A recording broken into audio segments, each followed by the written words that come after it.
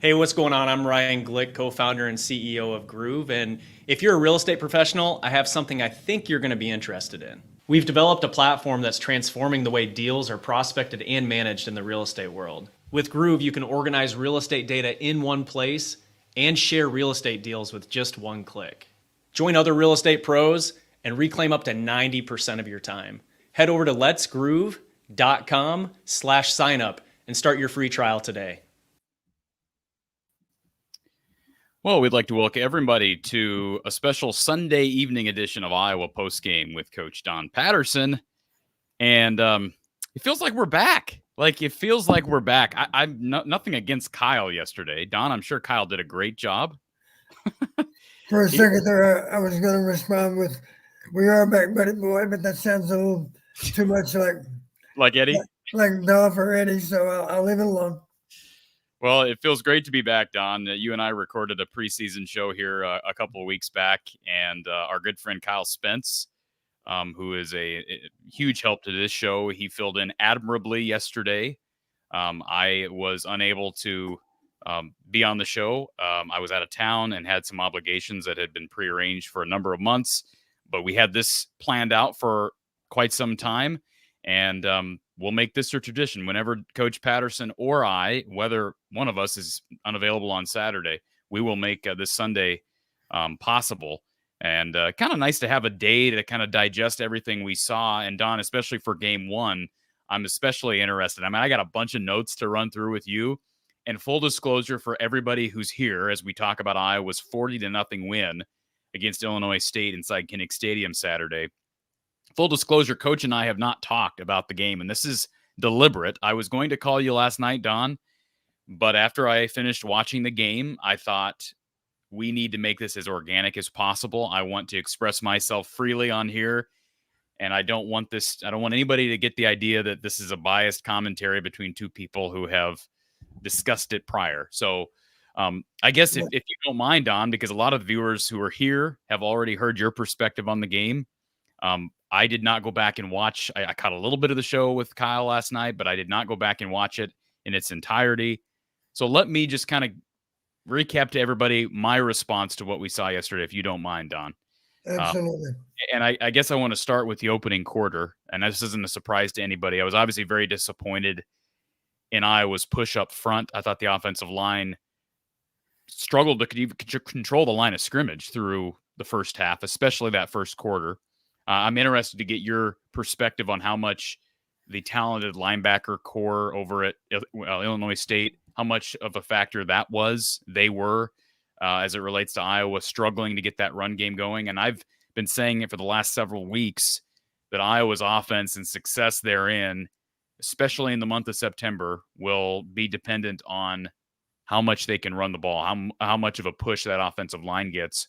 So I was disappointed early. I know a lot of people look at the result and they say, "Oh, more of the same early."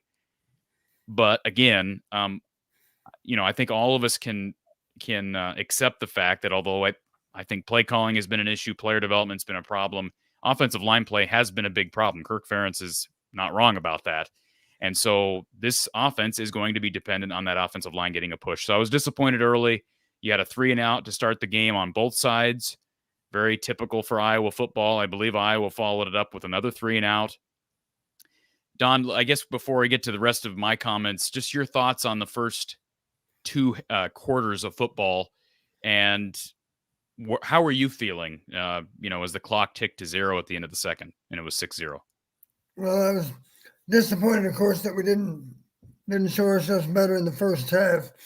I give a lot of credit to Illinois State. I think they correctly recognized I was going to come out and try to run the ball, try to be sure that they control the line of scrimmage. So they were prepared for that. Excuse me. Here's a key play early in the game, something to think about. I believe it was second quarter, based on where it shows up on my note sheet here. 4th and 2, you might remember we failed. Came up a little bit short. We were right around midfield. And what got us in trouble on that particular play, we went unbalanced. So we only had we had tackle over, I guess. So we had a tight end. I can't remember if it was a tight end or not. Anyway, we only had 2 players on the left side from the center. Can't remember if it was a tight end. I believe it was unbalanced. So I think we had a lineman and the tight end on the short side of the field.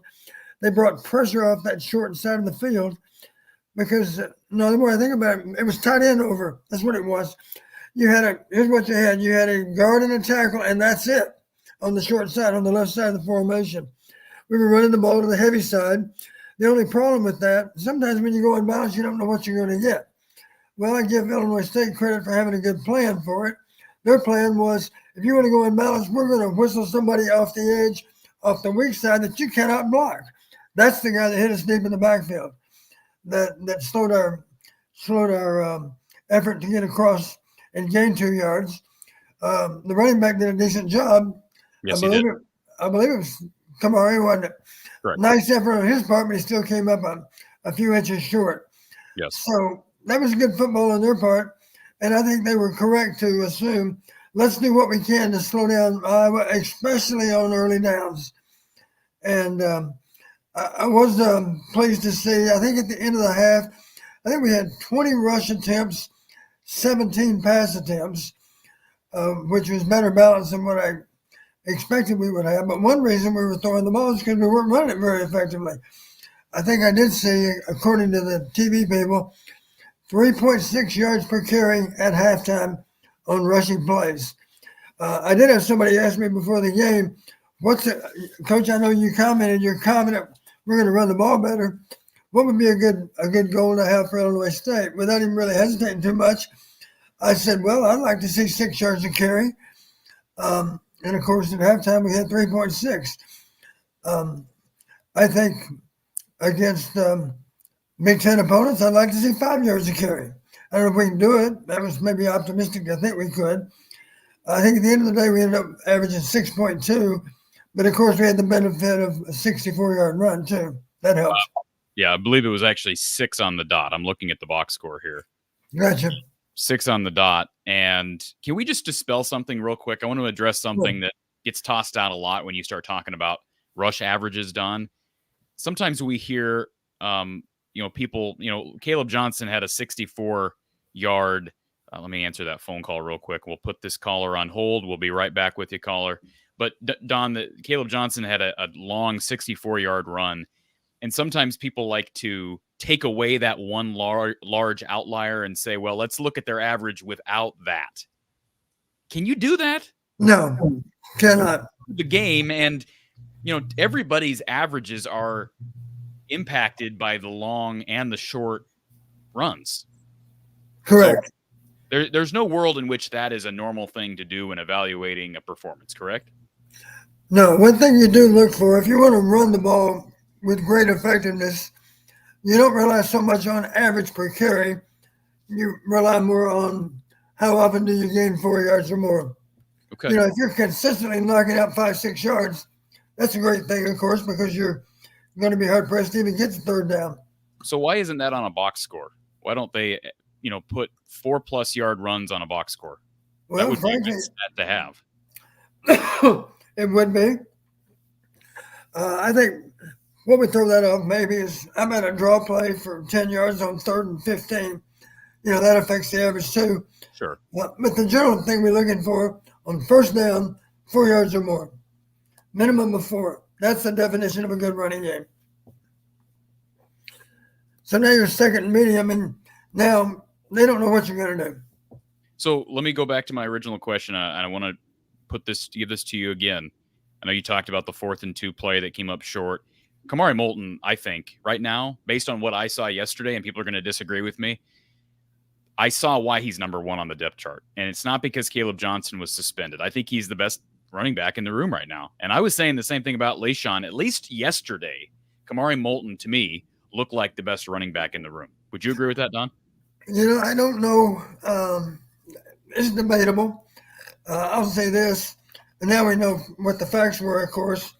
Kamari started the game. Did he start because he had proven himself as the best back during camp, or did he start the game because number 2 wasn't available? Well, hold on. Let's clear something out.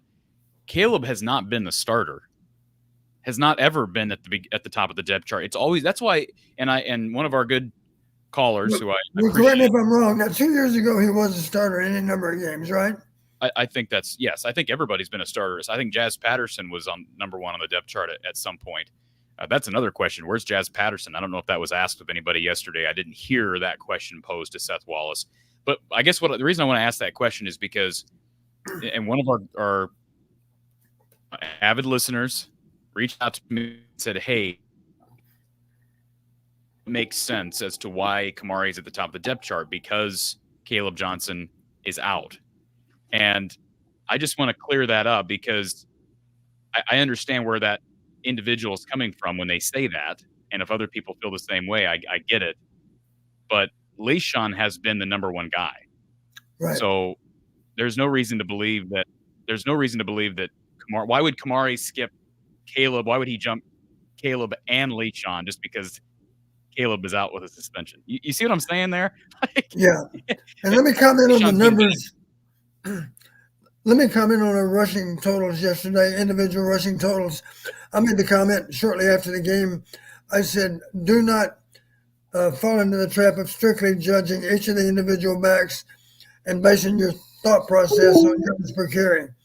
I think what happened in that game, I think we did a good job of wearing down Illinois State. Defensively, we did a good job of wearing them down. It was a warm day, warmer than I expected. It was even warmer on the turf. I will guarantee you that a lot of those Illinois State players were exhausted with the way the game played out. So judging a rushing average in the first half is entirely different than judging a rushing average in the second half, simply because we were doing a better job of creating a lot of running room in the second half than we did the first.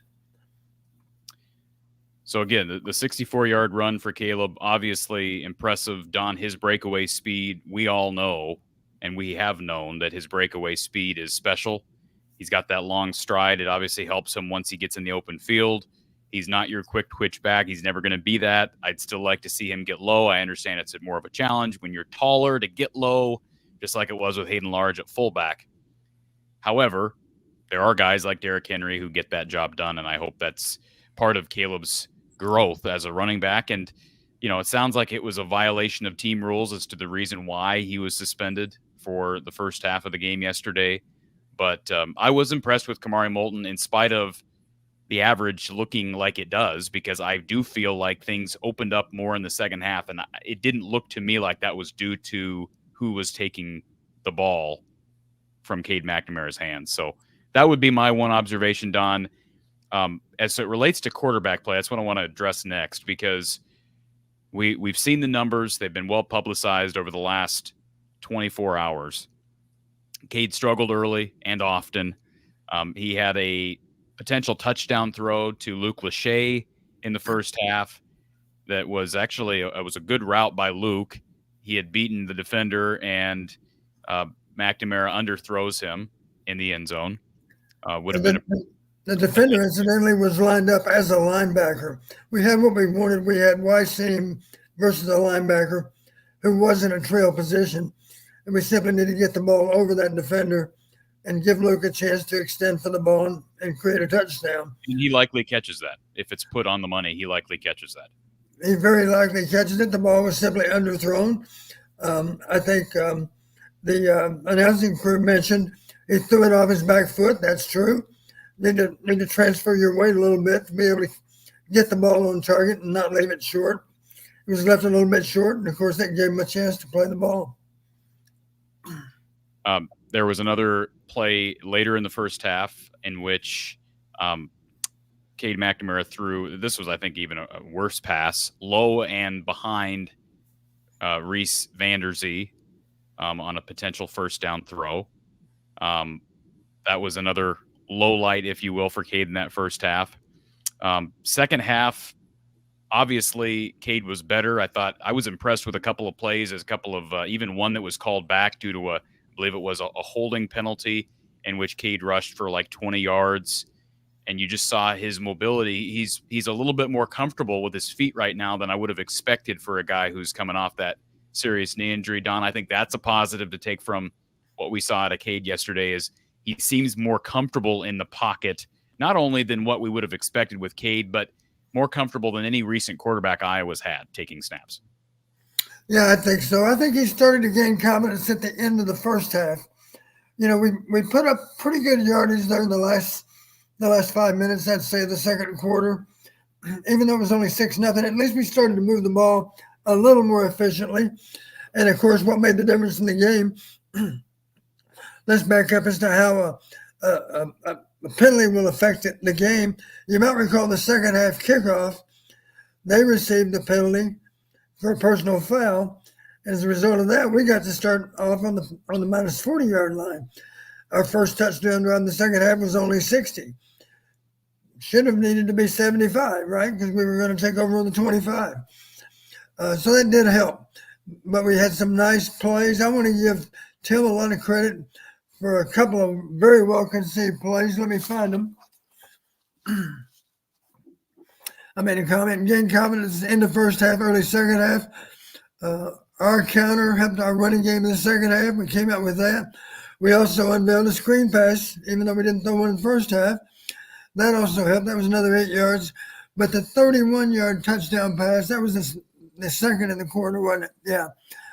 The second one, that was a well-conceived play because it looked like Gill was breaking outside, and then he broke back across the face of the safety and was open for a 31, is that right?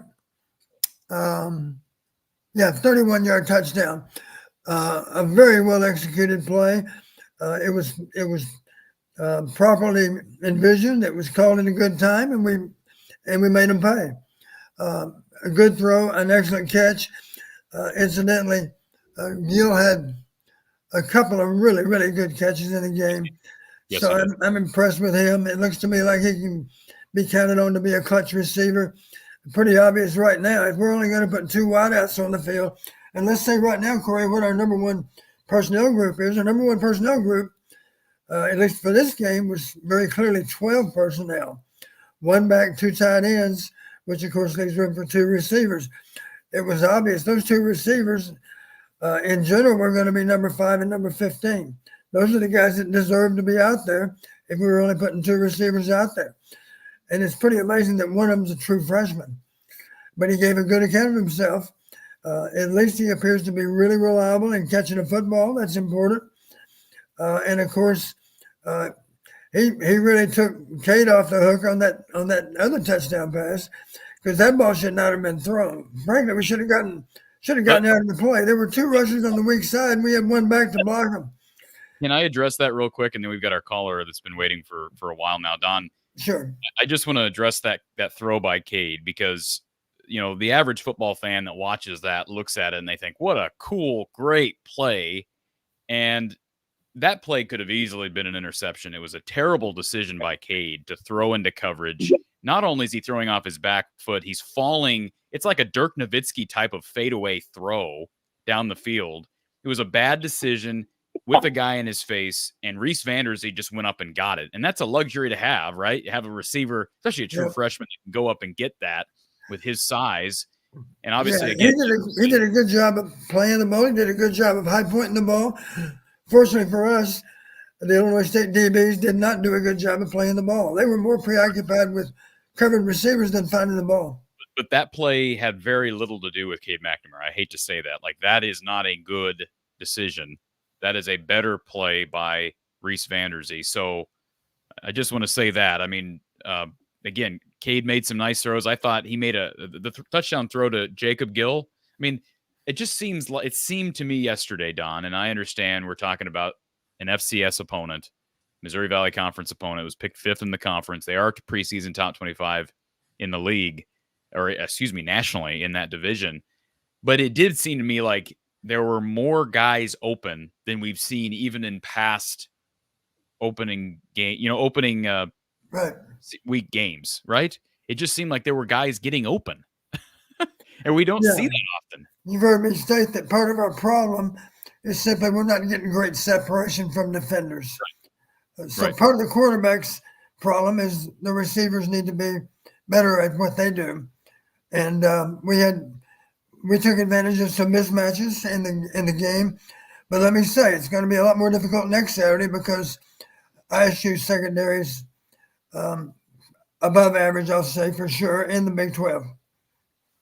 All right, let's go to our first caller. Thank you for calling our Iowa Smokehouse call-in line. Who's on the line? This is Trent. How you doing? Good, Trent. How are you? Good.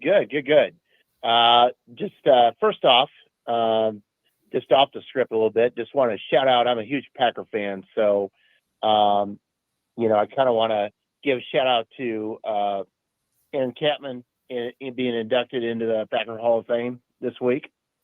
Very cool. Absolutely. Yeah, I know it's cool. I saw his speech, and so I just wanted to mention that. Going on to the game, the first series was like really frustrating because it was like run, pass. And I'm like, we're doing the same thing. It's just, like, what changed? And it was like, I don't know. It was just kind of like crazy with that. But as the game went on, like Coach Don said, was like, okay, well, Cade's getting his legs in him. He's getting game reps, and it was about reps. And I think that once he settled in, especially going into that second half, he got his sea legs a little bit and was able to find some routes and getting some things going. Granted, it's Illinois State, I get that, but what I saw was just staying together, keeping together as a team, and just finding a way. And when you think about it, when was the last time we scored 40 points? Last September. I don't. Yeah, they scored 40 against Western Don, Michigan. I don't remember it. Yeah, it was against Western Michigan. Western Michigan 41. And ironically, it was a similar game in that Iowa really struggled in that game in the first half. And it wasn't until the second half that they pulled away. And that's the game where Kamari Moulton got a lot of snaps. Not saying there's a direct correlation between Kamari Moulton playing a lot and Iowa scoring a lot of points, but they got to score 40 against somebody else. Obviously, we recognize that, but you're right, caller. It doesn't happen often.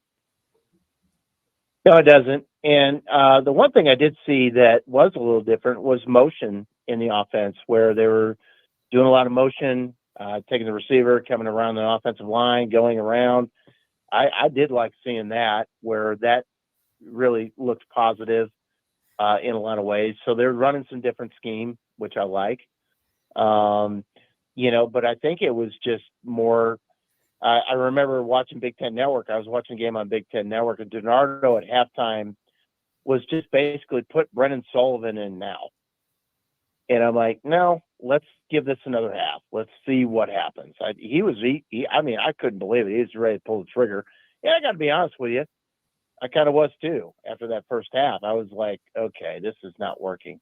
But I think what happened, at least in my opinion, and I could be wrong, I think in the first half, Cade was still thinking about his injury, thinking through that, still worried about that. And once he got into the flow of the game, that kind of went away, and he started playing like Cade does, and he started doing what he does. And I feel like he just got into the flow of the offense and was able to work a lot better.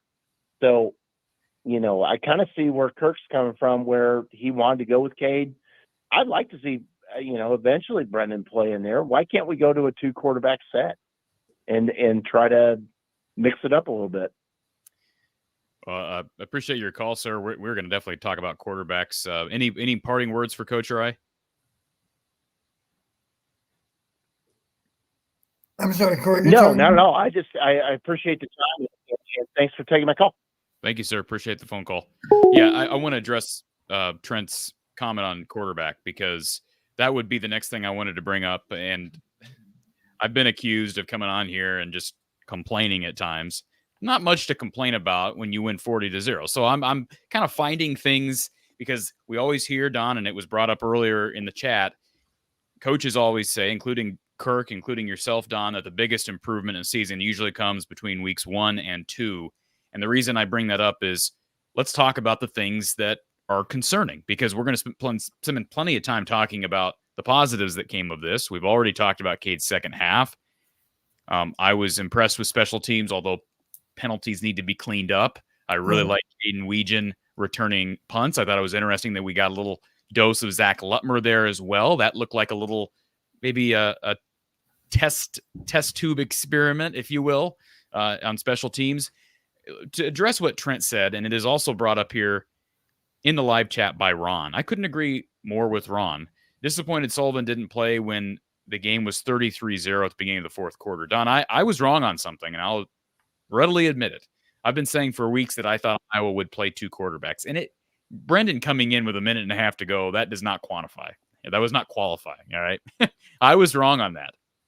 And you were wrong on that, Don. You said the same thing. We both thought that they would go with multiple guys. You hope they got Marco in there for a little while. And I guess the reason I bring this up is they played more guys than they typically do. Tell me another position that didn't see number 2 get extensive playing time. They played more guys at other positions than they normally do early in seasons. Like we saw, here, let me give you an example. You have Caden Weegan come in and look terrific. And if it's not for a stupid block in the back that probably didn't make the difference on a play, he would have had a return for a touchdown, had a couple of nice returns, looked the part. I mean, that dude looked great in his limited amount of time. He's fearless. I'll make this comment. He thinks he's Tim Dwight. Yeah. Hey, great. He Nothing wrong with thinking that way. He reminded you of Timmy. He reminded me of Charlie Jones and Cooper DeJean. Those are great names to be in the company of early, at least at first glance. He didn't muff any punts, even though you can tell he is fearless.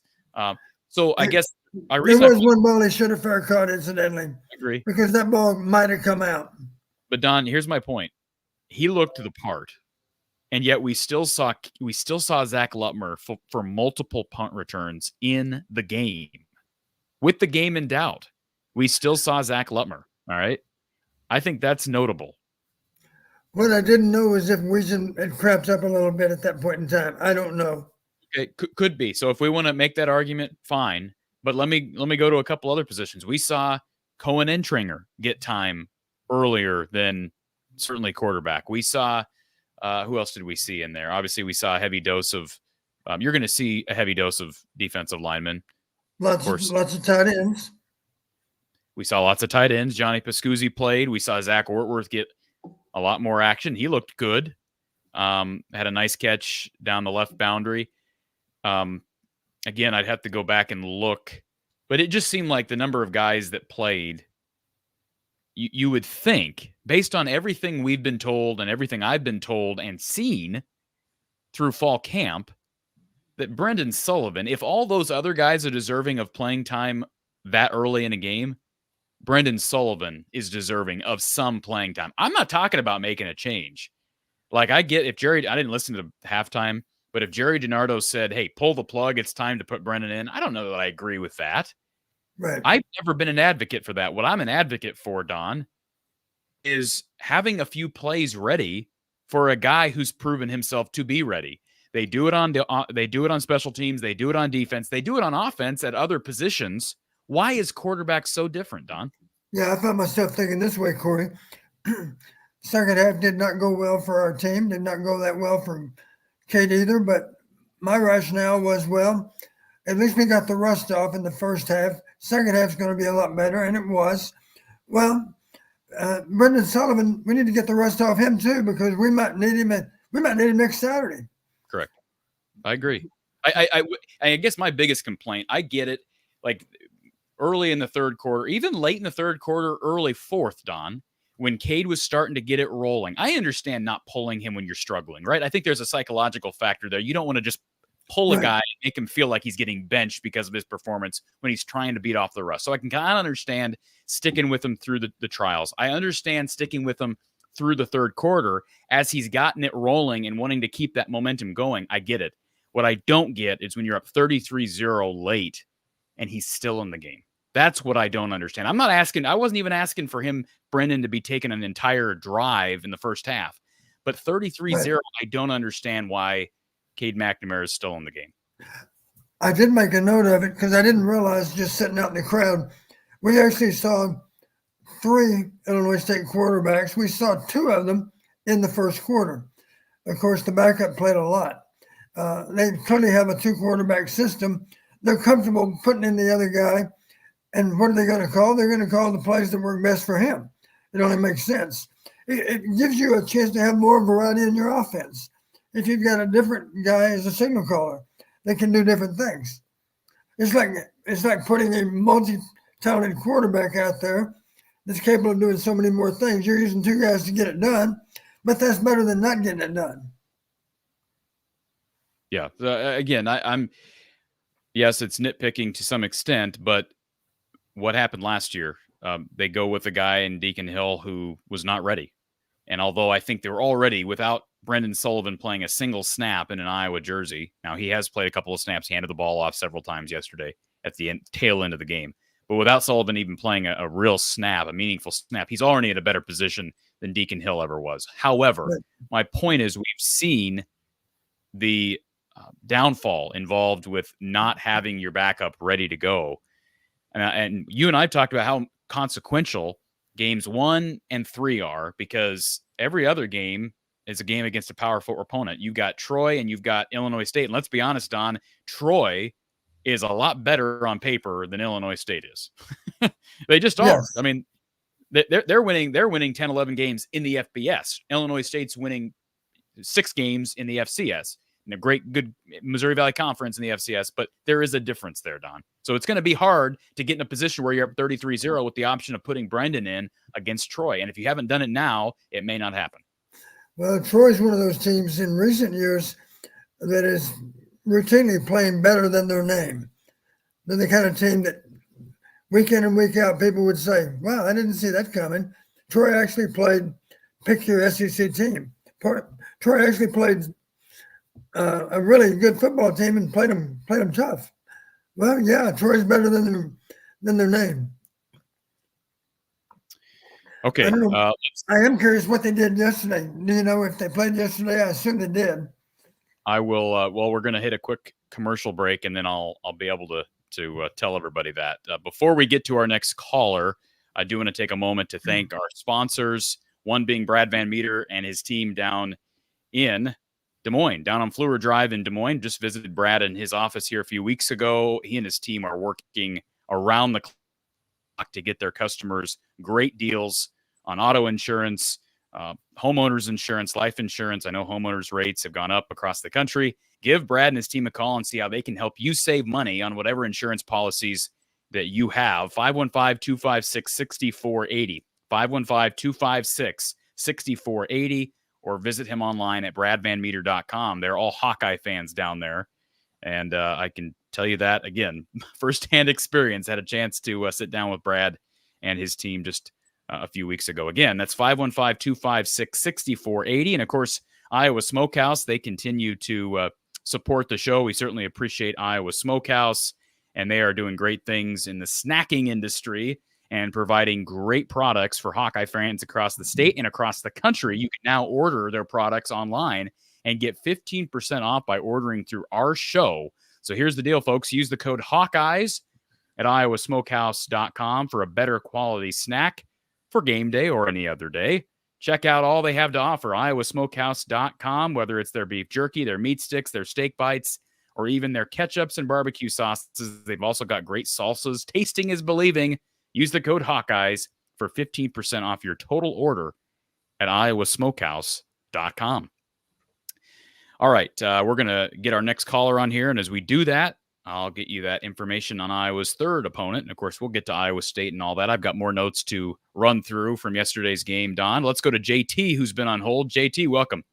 Hey, I was just going to bring up the score from the Troy game for you. Okay. They lost by 2 to Nevada. Okay. 26-28. Troy did have just short of 600 total yards offense, but they Yeah. gave up just short of 700 total yards. Well, did they play at Nevada? It was at home. It was at At Troy. home. Yeah. Well, it Okay, sounds and like just- they have issues on defense at least. Yes, I would say they have issues on defense. And just for the record, if people want to know, because it's really hard to evaluate a team against another team, two teams that haven't played yet. But for people that want to know, Nevada was picked dead last in the Mountain West. They were picked 12th in the Mountain West. So if that's any indicator, maybe Troy will not be as difficult of a game as we initially thought, but we'll see. Who does Troy play next week, JT? I believe they play Memphis. Yes, Memphis.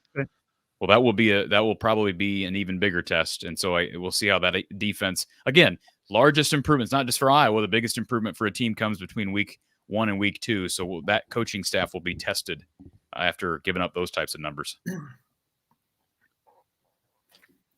Yeah. So I had one question for Coach here. I noticed on a lot of plays, run plays, where we go to the strong side, we'd leave a weak side backer coming around the edge and let our running back go one-on-one with that weak side backer. Is that supposed to be by design, or is our tight end / left tackle, right tackle supposed to get a chip on him, then go to the next level?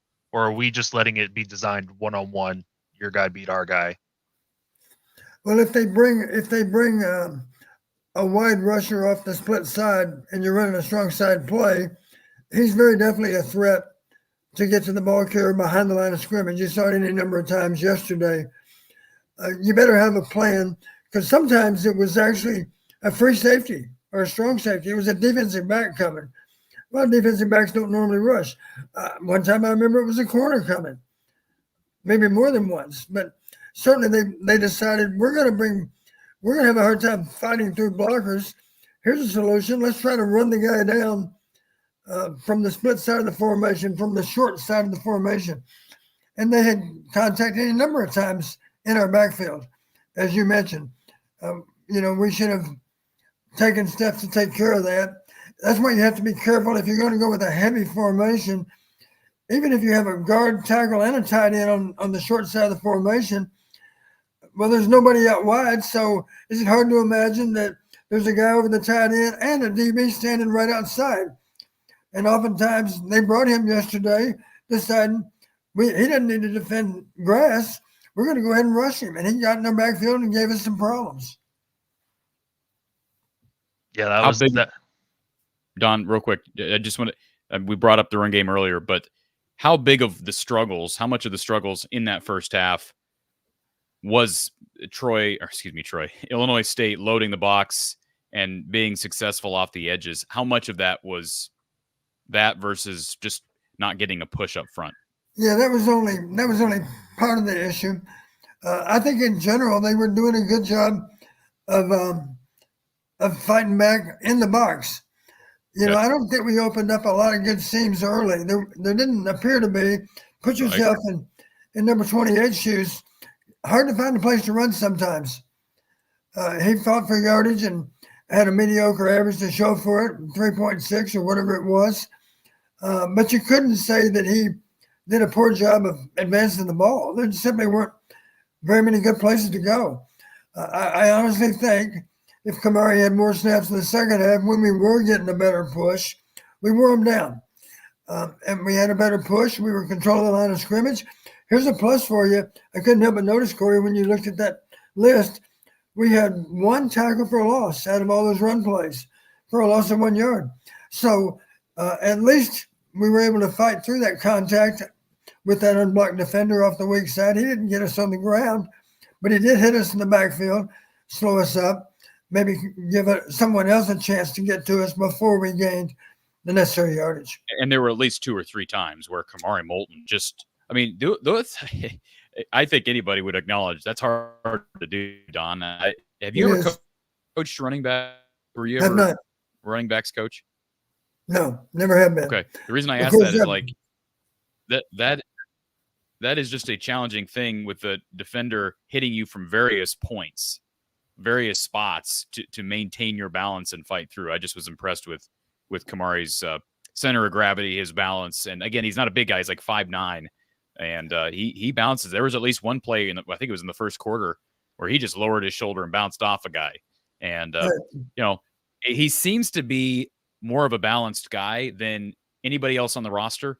I always said LeSean was maybe the more balanced of the three, but now with Kamari in the mix, he may be as balanced as any of them. Kamari, again, we've compared these guys, but Jazz isn't real patient. He just goes, and he's looking to hit somebody, and that has its place. And he's busted off some plays. He's got decent speed. Caleb's got great speed, but again, not real twitchy. Doesn't really know how to put his foot in the ground. Doesn't seem to embrace contact in spite of his size advantage that he has against most guys. LeSean is more of your balanced guy with good speed, good patience, but I don't know that he's quite got the pop that Kamari Moulton has. And I can see why Kamari is at the top of the depth chart. And for the people in the chat, I saw somebody say earlier, hey, will we see Caleb start week 2? I think Kamari is the starter week 2. I'm not changing things up. If that's what's been proven to me, and I'm Liddell Betts and Tim Lester, and that's what's been proven to me through fall camp, I'm sticking with Kamari Moulton. And I saw some other people mention, apparently it's been out there, and I haven't asked, but apparently it has been publicized. I didn't hear anything from Iowa officially about Jazz Patterson being suspended for the entire game. The reason I asked the question, I didn't see Jazz on the sidelines. If somebody saw Jazz Patterson on the sidelines, I'd be curious to know. So assuming he's back week 2, I want him to get snaps too. I'd like to see all these guys because they all bring something different to the table. JT, anything else? Yeah, I just had one more question about the tight end motion play. Kind of looked like Canadian football, where that first route they went on the vertical, and then the next 2 times they did a 5-yard comeback. What kind of routes could you build off that to play with Iowa State's eyes? Could we bring in a slant off of it, or what kind of routes would you run off? Are you talking about when we motion the tight end to become the outside receiver? Yeah. Yep. Yeah. That was it. We did that to start the second half. We had a tight end lined up in a close wing position. He was just off the ball, right outside the tackle. There was a wide receiver that was split off to that side of the formation too. And as you mentioned, we motioned the tight end out wide, and that gave us and in the meantime, the inside receiver, I think most of the time it was number 15, Reese came up and actually put himself in position to maybe rub the corners so that we had a wide open throw to the tight end. And of course, the tight end, once they catch it, it's going to be a little harder to get them on the ground. And it was a productive play. We didn't make a killing with it, of course, but at that point in the game, a 10-yard gain, if we could count on it, seemed to be a pretty big deal. And I think it probably did average 10 or more yards. So it was a nice little wrinkle that they obviously weren't prepared for. Nothing, in the past, we use a reporter like that, of course. But typically we might just line him up out there rather than motion him out there. LeSean can do it. They can all do it. All of the tight ends can do it. And they've all proven that they understand part of the job is to fight for yardage after contact. And they do a good job with that too. I'm proud of all 3 of those guys that are tops on the depth chart. JT, appreciate the phone call, sir, and we'll be back next Saturday, and hope you're able to be a part of the show then. Thanks, guys. Thank you, sir. JT, one other comment. With that motion, you could put him out there, and you're right. A simple adjustment might be to put him out there with motion and then run him on a slant, because the beauty of slants, of course, if you gain any kind of inside position on a defender, especially if you're a tight end, there's really not much the defender can do. He can't play through you. You're too big. It's hard to run around you. You're too thick. And if the ball's placed into your body, of course, you're going to catch it. You're going to absorb contact. You're going to make good yards. And it's a nice, safe throw. Folks, I want to take a moment to thank RTI Threads. They've got apparel lines for a couple of guys who looked pretty good yesterday, Aaron Graves, Jacob Gill, and a couple of guys who also got time for really the first time in their careers, not special teams time. Zach Lutmer, Carson Shire. Carson's been dealing with a lot of injuries throughout his career. He is now healthy. Don, I can tell you right now, Seth Wallace is really excited about that young man alongside Jaden Harold next year once you lose Kyler Fisher, once you lose Jay Higgins and Nick Jackson. So look for Carson Shire and Jaden Harrell to really emerge, get those guys as merch. Now, Zach Lutmer also, dude's upside is ridiculous. He was also a graduate of Central Lyon High School. So both he and Reese Vander Zee, perhaps part of Iowa's future, not only on defense, offense, but also special teams with Zach Lutmer in the punt return game. Aaron Graves looked really good. Check it all out, all the gear, official merch lines for all those players and more over at rtithreads.com. And I want to take a moment to talk about our RTI Threads player of the game, Reese Vander Zee, with 5 catches for 66 yards and 2 touchdowns, not a single drop. And Don, we talked about his length earlier. What caught the first moment that his name got brought up, where my ears kind of perked up, was at Media Day when I asked LeVar Woods. I said, "Hey, who's getting work behind Caden Weege and Caleb Johnson in the return game?" And he brought up Reese Vander Zee. And I'll be frank, when I heard that, I thought, Reese Vander Zee? Because I'm thinking Reese Vander Zee, 6'4", 6'5".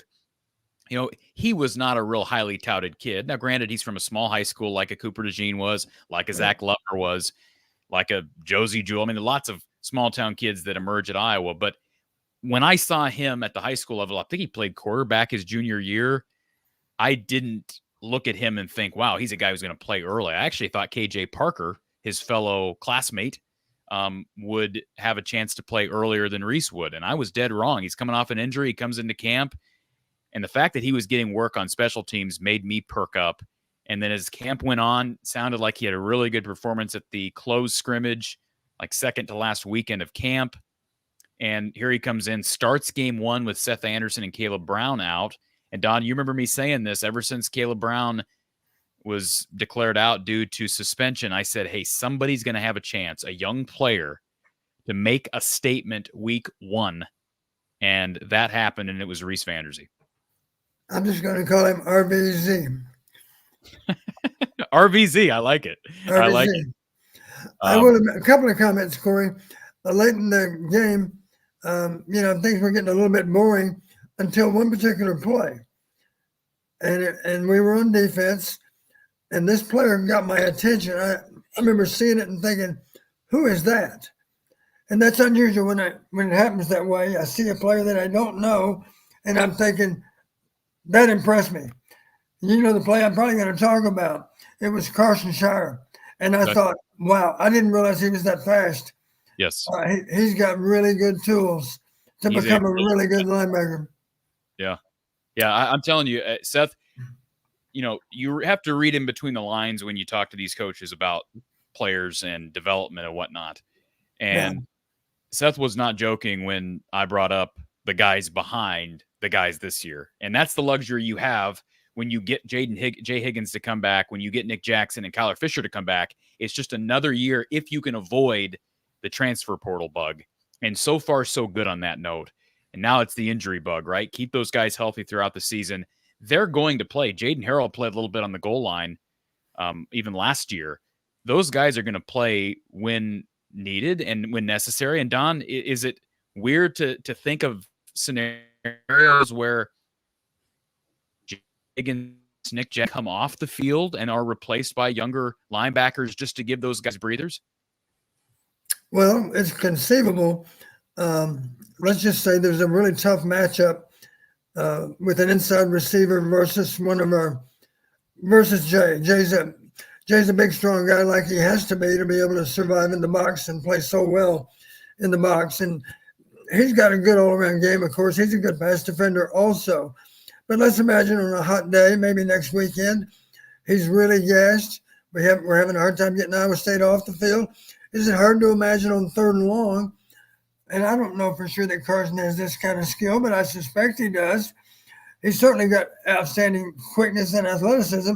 Is it hard to imagine he might not be a good alternative on 3rd and long to give a linebacker a little bit of a break? I wouldn't be shocked if maybe not next weekend, but sometime over the next few weeks, that became part of our plan, because that young man certainly appears to have way above average ability to play linebacker. Maybe he's not quite ready to handle all the muscle that comes at you from a running game standpoint, but he certainly has the wheels to be able to defend pass, because he's got unusual quickness and unusual speed for a linebacker. You got some good young Western Iowa kids, guys like Carson Shire, Reese Vander Zee, Zach Lutmer.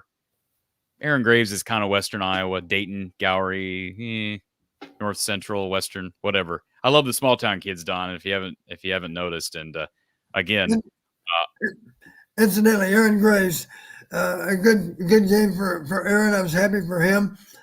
He flashed back on two guys, and you got to be an old football fan to remember the first one. We inherited a guy named John Hardy, and he was from Sioux City, Iowa. He was on our first team, and he was on a mediocre football team, of course, before we arrived, and we didn't win. We didn't have a winning season our first year either. But John Hardy, as most of you know, went on to play for the San Francisco 49ers. He was a good NFL player, and then more recently, I'd have to say that Graves reminds me of a guy by the name of Mark Bortz, because Mark Bortz is one of the toughest human beings I've ever known. And this says it all. He was an all Big Ten defensive lineman, and yet the Bears were so good at that point, they didn't really know that he could make the team as a defensive lineman. And Hayden suggested, why don't you go ahead and draft Mark Bortz and give him a chance to be an offensive lineman, because I guarantee you he can do it. He started for the Bears in the Super Bowl. He played for, 10 years or something as an offensive lineman in the NFL. But Mark Bortz was a terror on defense, too, as a college player. And I don't doubt that he could have played for all kinds of NFL teams as a D lineman, too. But the Bears had the vision to take him on. And, of course, if they had an injury at D-line, he'd have been playing D-line as a rookie. But if they were healthy, of course, they had the luxury of helping him to transition to be an offensive lineman in the NFL, and one of the very best. I don't doubt that he made the Pro Bowl a time or two. I can't recall, but I know he played well for the world champion Bears. I do know that. The future of Iowa football, guys like Carson Shire, Zach Lutmer, Jacob Gill. Check out all the apparel over at rtithreads.com. RTI Threads, proud sponsors of Iowa Postgame with Coach Don Patterson. All right, we have got a couple of comments here in the chat, and then we're going to go back to our call line. First of all, Dean in the chat says, hi, Don. Had a nice chat with you before the game at the old rec center. So Dean chiming in here, Don. I'm glad you're listening all over again, Dean. We appreciate it. James says they stack the box like crazy. How much is that true, Don? I know in the past you've said when people claim that, well, you're running against a stacked box, you sometimes will go back on the record and say, well, you're wrong. They weren't as stacked as you were making it out to be. How much did Illinois State stack the box yesterday? Well, that wasn't really the main problem with us versus Illinois State. We didn't see all kinds of 8 and 9 man fronts. We didn't. They simply, here's a radical thought, maybe they actually are pretty good in their front seven as long as they can stay fresh. I think it's obvious our depth is better than theirs. I texted Brock last night after the game, and I said, I'm sorry about the outcome of the game, Brock, but you're going to do just fine in the Missouri Valley because you're not going to have the depth issues that you had versus Iowa. I'm not saying they're going to win the Missouri Valley. I doubt that they will. But let's not forget, North Dakota State and South Dakota State in particular, I'm assuming that Oklahoma State went on to beat, I know they did, they went on to beat South Dakota State, right? Yeah. But it certainly wasn't a blowout, far from it. It was a blowout, Don. I thought it was just 2 touchdowns or something. Well, was it more? Well, first of all, 2 touchdowns. That's pretty lopsided. Let me pull it up here. You don't consider 2 touchdowns to be a blowout? Well, last time I checked, Oklahoma State is a team that right now I think it's preseason 17th, maybe. Oklahoma State won by 24 yesterday. Okay. Well, maybe South Dakota State's not as good as they have been. I don't know what they might have lost. But the point is, year in and year out, and of course, you're very well aware that North Dakota State gave Colorado fits. Maybe Colorado's not that good. We don't know, but it didn't surprise me that North Dakota State looked so good in competing with Coach Prime's team. Coach Prime, incidentally, if he didn't understand game management. He's going to fool around and lose to somebody that he has no business losing to. Yeah. Should have run the ball, and they wouldn't have had that last chance to beat him. Bradley in the chat says, well, they were just trying to get Cade more reps, being that he missed the spring. Yeah, that's not. I got news for Bradley. How many snaps do you think he's taken over the month of August? There have been a lot of snaps. Yeah, that's not why he never came out of the game. That's not why Brendan didn't enter the game. And that's not how it works at any other position. If a guy is hurt and is out, that's like if somebody passes him or evens it up, like that is what it is. You're not. Yeah, that's not how it works. Anyways, let's go back to our chat. And John wants to know, Coach, we've heard Tim Lester allude to it a few times, but what makes that quick halfback pitch so important in what he's trying to run? Let me make a comment about that. I went back and, of course, I looked at the TV version, and I didn't realize the 64-yard run. It actually looked like a toss play. It looked like, let me explain to people. There's two different plays that we used to run. I'm not so sure that I was not going to run both of them too. We have what we used to call 41 and 49 run. That's the old student body right, student body left. Back in the days of O.J. Simpson, you toss in the ball and here you go, with a wide sweep. But then we also had another play that was very effective for it. We had 41-49 run. We also had 42 scoop pitch, 48 scoop pitch, and that 64-yard touchdown looked an awful lot like 48 scoop pitch. By that I mean this: it looked like toss left, and yet it appeared that the number two, Caleb. Then Caleb presented it like it was a wide running play, but I don't think he was planning at all to go out there because it ended up being off tackle. And I think our lineman knew it's going to look like toss left, but we're going to run off tackle. And he had a nice big seam, and he ran through it, and it was all over but the celebration. So my point is, I think we have both plays. It certainly appeared that we ran two different plays. One was a wide toss. The other looked like a wide toss, but was designed to hit up inside. I don't know that. I haven't talked to the coaches, but I would not be surprised that they actually have both those plays in the running game. We've got a caller on our call line. We've got Doug. We've got Corey all waiting on hold. Going to take a 30-second break. We'll be back with more. You're watching Iowa Postgame with Coach Don Patterson.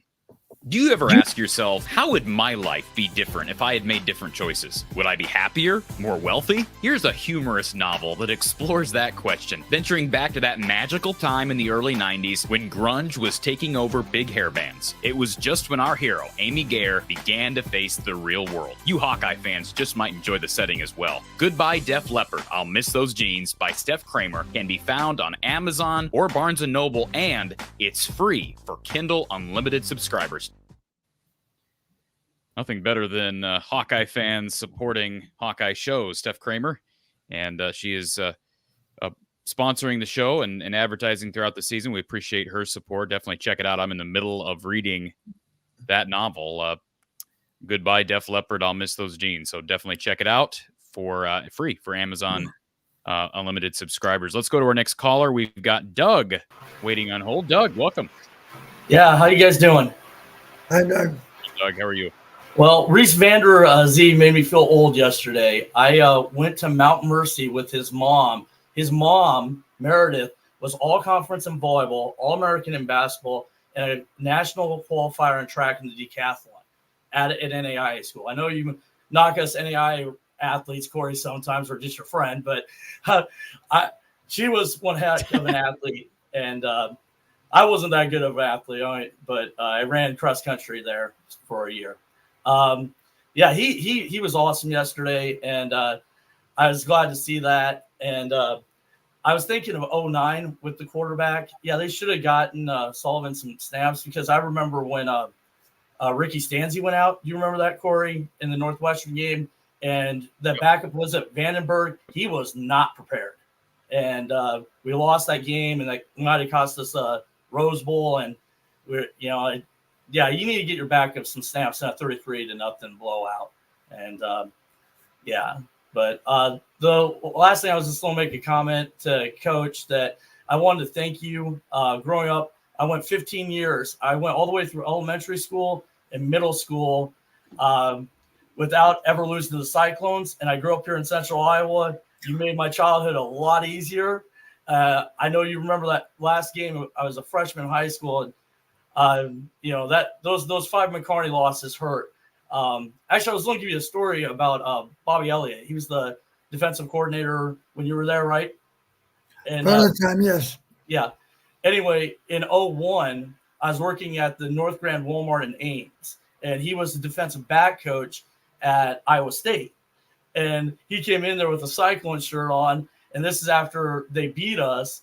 And he goes, "How's your day?" And I go, "Well, I'm a Hawkeye, and it wasn't a very good day because they beat us in 2001. That was a Senkus junior, Common Can senior year.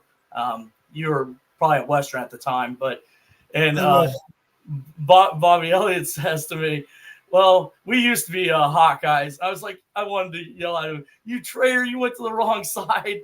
But I know coaches go where the jobs are. But he was a really good defensive back coach and a really good defensive coordinator. Rest in peace. But just big week. I hate losing to the Cyclones. Living here in Central Iowa, it hurts a lot. Like I said, I was very happy to see what Reese did yesterday. Do you think Reese will get those snaps next week when the other guys come back, or is Brown coming back? I guess that's my question. I'd be surprised personally if we didn't see a heavy dose of Reese next weekend. Absolutely. Yeah, All right. rightfully so. Rightfully so. I mean, what has Caleb Brown proven? I mean, with all due respect to Caleb Brown, I don't know what has he proven. He had problems with drops last year. He has the OWI. Not that you don't forgive a kid, and you're going to give him a chance to climb back into the good graces and back on the depth chart. But frankly, at this point, Reese Vander Zee has proven more. Don, how about this stat? And I know this stat has gone viral here today on social media. Big Ten Network threw this stat up on the screen yesterday, but I took a picture of it myself. In 2023, Iowa had 3 catches for touchdowns by wide receivers. In 2022, they had 2 total catches by wide receivers that ended up in touchdowns. Iowa had 3 wide receiver touchdowns in the second half alone yesterday. I mean, we could just sit here and act like that's just a coincidence. But we've been telling people, Don, for months that Tim Lester was going to get the wide receiver room in a better spot. And I'm not saying John Budmeyer deserves no credit. I'm not implying that. But John Budmeyer, is very new to coaching the position. And he wasn't there Saturday. Not that a lot of work didn't go in. I mean, the work that went into the offseason and through fall camp, certainly that helped what we saw yesterday. But Don, just talk about the wide receiver friendliness of this offense. And is this the fruitage that we're going to see on a regular basis? Maybe not 3 touchdowns per half for wideouts, but we're going to see exponential growth as it relates to wide receiver involvement when you compare it to the last few seasons under Brian, are we not? I want to give Tim credit. I'll give you a specific back-to-back plays in the game. Early second half, we have 3rd down and 3, and we go empty, and we throw. It appears we're going to throw what we call Y stick. It's a little flat route for the inside receiver just to gain a first down. 5-yard route, right? We've done it earlier in the game, matter of fact. This time, though, it wasn't Y stick. It was Y stick and go. That play resulted, let me get my yardage. Y stick and go to Luke was plus 19 on 3rd and 3 rather than plus 5 with a stick route. And the very next play, it's not the play call so much as the fact that we added tempo to it. Corey, you know what I mean when I say tempo. We're going to snap the ball in a hurry. So we hustled up. We lined up on the 12-yard line or whatever yard line we're on. Obviously, they're a little bit surprised that we're snapping the ball so quickly. We fake left. We roll to the right with naked. And this time, the guy we hit is number 15 on what you would call an over route. He's sprinting across the field to get in Kate's vision. Cade checks the outside, doesn't really feel as good about the outside receiver. Looks inside, finds number 15, makes a good throw. We've got 2 plays. They covered about 40-something yards, and we put up another touchdown. I guess that was our first touchdown in the second half, I think, wasn't it? Sounds right. I believe that's right, yeah. That was the first one. Don, let's go back to our call line. James has been on hold for a long time. James, welcome. How you doing today? Doing all right. Thanks for hanging tight and being patient. Right. No, you're fine. I know you got a lot on your plate, so it's all good. My stream might acts up sometimes, so it will like tweak, and I don't think I'm here because everything like freezes. So that's why I get confused, like if I'm here or not. But first off, Vander Zee played quarterback his senior year. He played wide receiver his junior year because Lubmer was quarterback his senior year. And then he played quarterback his senior year. Okay. Yeah. So that's even more impressive. He was playing quarterback his senior year than for him to come in here and perform through one game, even against an FCS opponent like he did yesterday, is impressive. And then Weechin got. Let me just say this about Reese Vander Zee, because as I mentioned earlier, he is our player of the game. Don, the other thing that was impressive, not just about Reese, but also all the other receivers.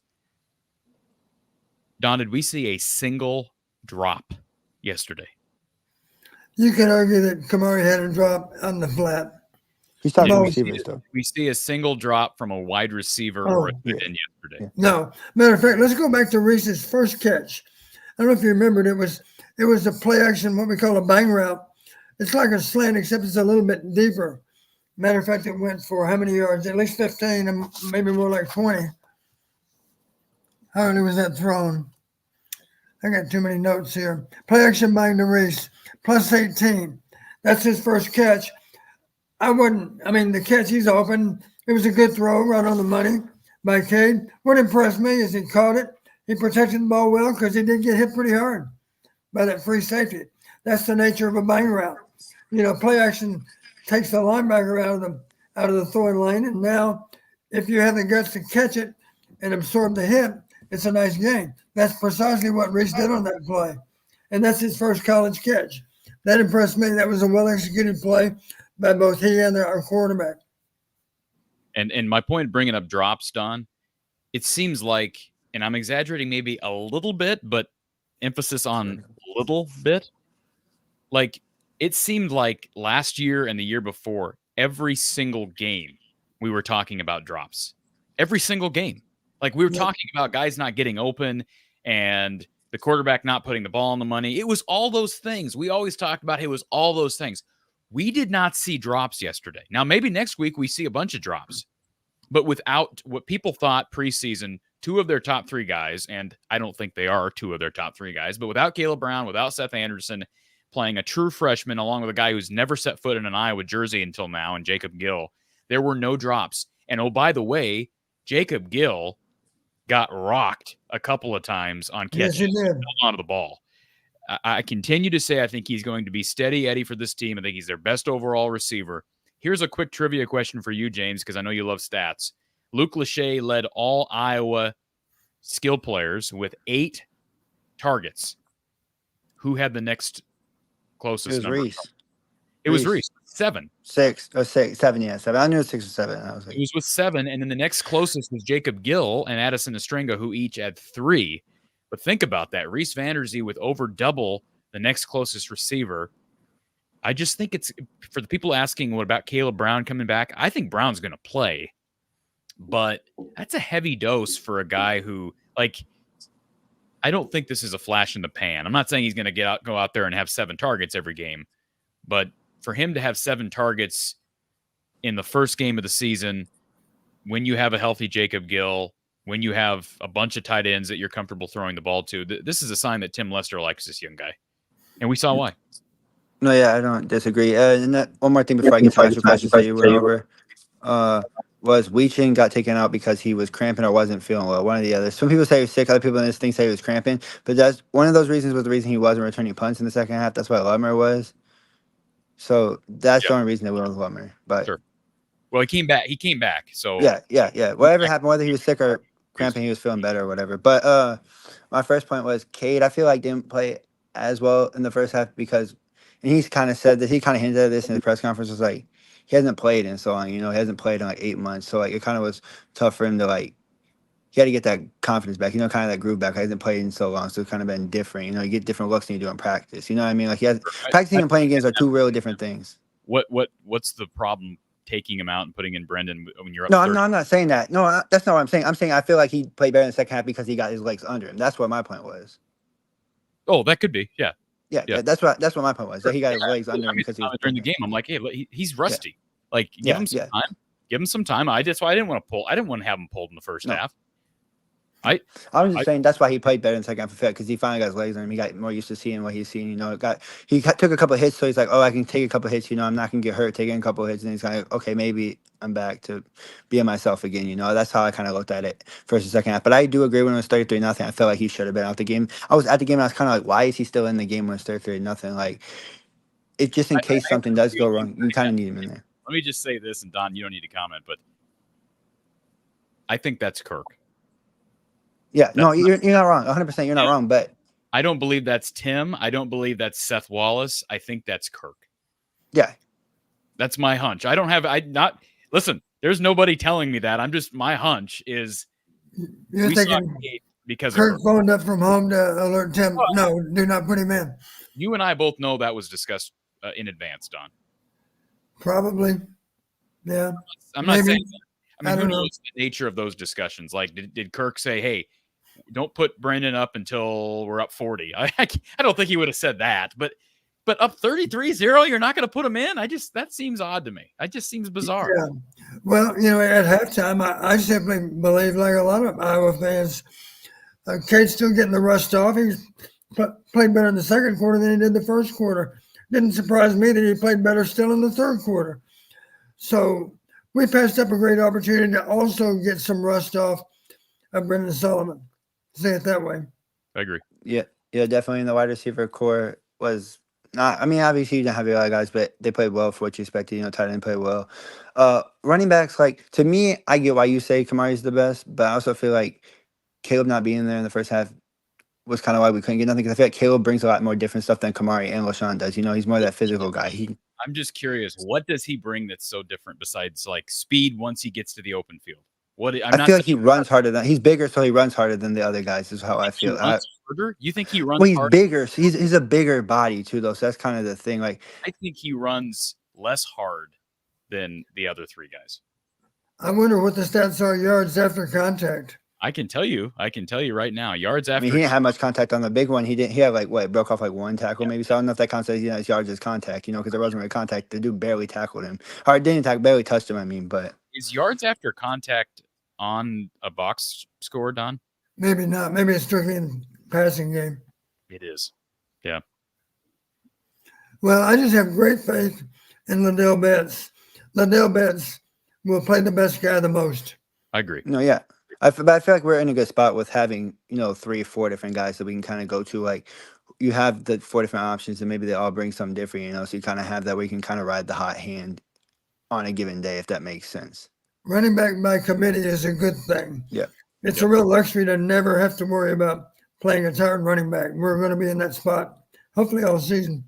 Yep, definitely. And one thing I don't think we give enough credit for is how well the defense played. They gave up 0 points, and I get people are going to say it's an FCS team. People are going to say that, but still giving up 0 points to a team like that is still something impressive. And I know their best running back, one of the best running backs in MVC, got hurt. Like what in the first drive? Was it first or second drive? Whatever it was. First 3 minutes of the game. Yeah. But their 2 overall best players got hurt in this game, Mason King and then their linebacker. Yeah, but I know that kind of part of it. That's probably part of why their offense wasn't as efficient, because Mason King wasn't there, and he's one of the kind of bell horses to kind of lean on. But still, giving up 0 points is always a benefit, no matter who it is. And I think it gives you confidence. One more thing before I get off, I don't know if you caught this, Corey. Caleb Bacon did get hurt last week, and it sounds like he's not going to be healthy for next week. Is what it sounds like.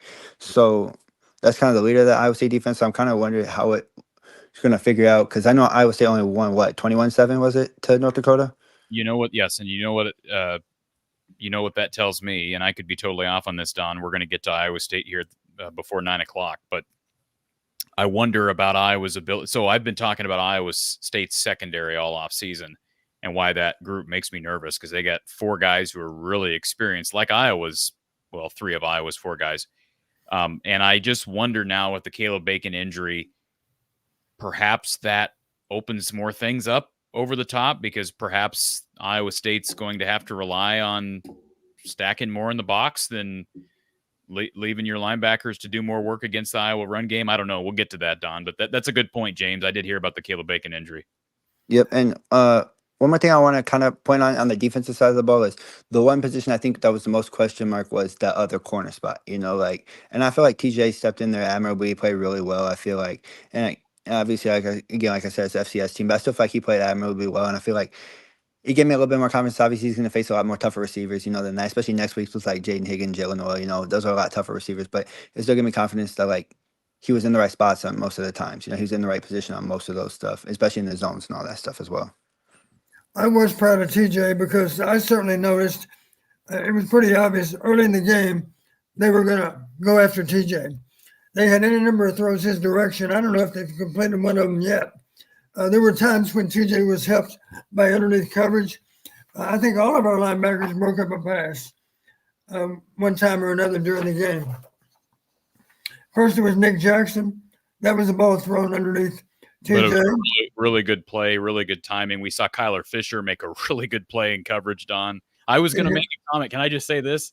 I was going to make a comment to you. Okay. Not one play makes or breaks a guy, but you said in our preseason show you weren't sure if Kyler was one of their best 11 guys, and he may not be, Don. That was a heck of a play he made in coverage in that first half. It was, and my point was we have an awfully good, well, let's say it this way, Kyler can't play all 11 positions. So for him to be one of the best 11 players means he has to be better than somebody at linebacker or another somebody at linebacker, or maybe be better than somebody like Castro. Good luck with that. Castro's an exceptional player too. So we simply don't have many spots that are open, so to speak, in our starting lineup. They're pretty well claimed by players that have proven a lot already over their careers, and they're determined to prove a lot more even this year. Last year was nice. Their goal is to be better than last year, I promise you. James, I want to let you slide. Thank you for being so patient. One more thing before I get off. I heard you say North Dakota State, and I heard you say South Dakota State. I'm kind of disrespected that you didn't say UNI and that. I had to put my love on my hometown team, for the MVC. But that's just me being biased, for MVC. But I'll be rooting for Nebraska plenty against UNI plenty against Nebraska. So don't worry. No problem. But good. Have a good night, and hopefully we get the one next week. That's obviously a big one. We want that momentum going into that, and I think, like you said, it kind of plays in our chances down the road. If we can win that game, it definitely helps our chances down the road. So thank you, sir. All right. We've got a special treat here for our next segment here from the Hawkeye of the Storm, our Iowa postgame with Coach Don Patterson, good friend of ours here at the show, Elliot Clough from Hawkeye Beacon. I had to pause there, Elliot. I'm not used to the Hawkeye Beacon thing yet. So yeah, I've told you I'm quite happy with this new name. I'll tell you that. We can just leave it at that. I bet you are. And Elliot, I know you're enjoying some wholesome family time this evening. So I do appreciate you jumping on. The reason I invited you on here, for people that didn't know, and I know it was mentioned in our chat earlier. First of all, Elliot, if you haven't met Coach Patterson, Don, Elliot. I haven't. Nice to meet you, Don. My pleasure. I want to make sure we address the recruiting news that broke today, and that's regarding 4-star receiver Terrence Smith, who has committed to the Hawkeyes. Don, you know a little something about wide receivers with the first name Terrence. Speaking of TJ Hall's dad, who played for you. But Elliot, I didn't expect this today, and now I'm not into the recruiting sphere like you are, of course. We've been waiting on word from Terrence for a while. The more you wait after his official visit, back in June, the more you think, maybe he's going to Minnesota. Did this surprise you? And when did you start to feel intel that this might be coming down on this Sunday? Well, to tell you the truth, I had my article about a commitment pre-written right after his official visit because of how well it went. He did tell me that it kind of surprised him how well it went. By the sounds of it, he was really leaning Minnesota for a while. And those were the two schools that were really in on him. Of course, he had the offers from Iowa State. He had the offer from Purdue. Purdue backed off. I got that commitment from LeBron Hill, who's another high-level receiver. Couldn't tell you where he's from, but Iowa didn't go after him. That's why. But Iowa State wanted him for a little while. They backed off. A lot of MAC offers. But when you watch the film, I mean, we had him at a high 3-star. So 5.7 rating is what we have him as on Rivals, which is just short of a 4-star. You could make the argument, of course, I think another site has him as a 4-star as well. I label him as a fringe 4-star because he's right there for us. But this is something that I really thought he was leaning Minnesota until this last week. And in July, he had told a couple other folks that he had planned to commit soon. And to me, that was telling that he was going to pick Minnesota, because after his official, he said, I want to see the offense in action first before I make a decision, which fine. He's going to be visiting next week, September 7th. And he actually, from what I know, this was a decision that was made within the last week or two. But by the sounds of it, to me, that meant he was going to commit after September 7th, officially announced. But I think, honestly, based on, just reading the tea leaves, this play by Reese Vander Zee this last week was, oh, okay. I'm good with this decision. And so it came out today. Timing, not to interrupt you, Elliot, but I did feel the timing was curious. I mean, especially given a wide receiver, and Don, just to bring you into this for a second, how many times have we talked about wide receiver play needing to be better before Iowa was really going to be able to compete with the big boys? And as Elliot said, Rivals 247, they both have him as a 3. On 3's got him as a 4. But Rivals has got him, looking here, they've got him as a top 100 player at his position. Iowa has struggled to get kids even at this level at wide receiver. This is a win, and I haven't been able to look at his tape. He's obviously got good size. But the other thing I would say, Elliot, is one thing I like to do, and this may have no validity at all, but I sometimes look at these other these other offer lists and say, okay, who are they up against as it relates to positional history? Minnesota's a team that's produced really good receivers that have gone to the next level with PJ Fleck.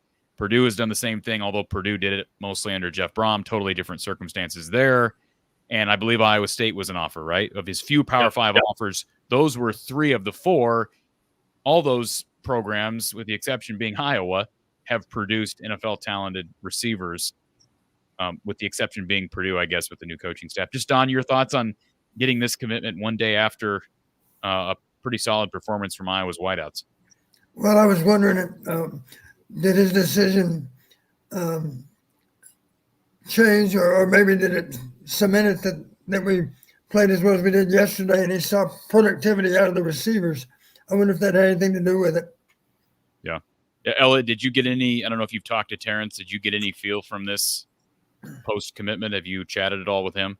So I haven't been able to talk with him at all yet. Hoping to do that either, tomorrow or soon. But that's my read of it too. Like I said, I really just think, especially you look at the similarities between him and Reese Vander Zee in terms of the type of receiver they are. Both true X receivers, both 6'4", 190-ish in their senior years of high school ball.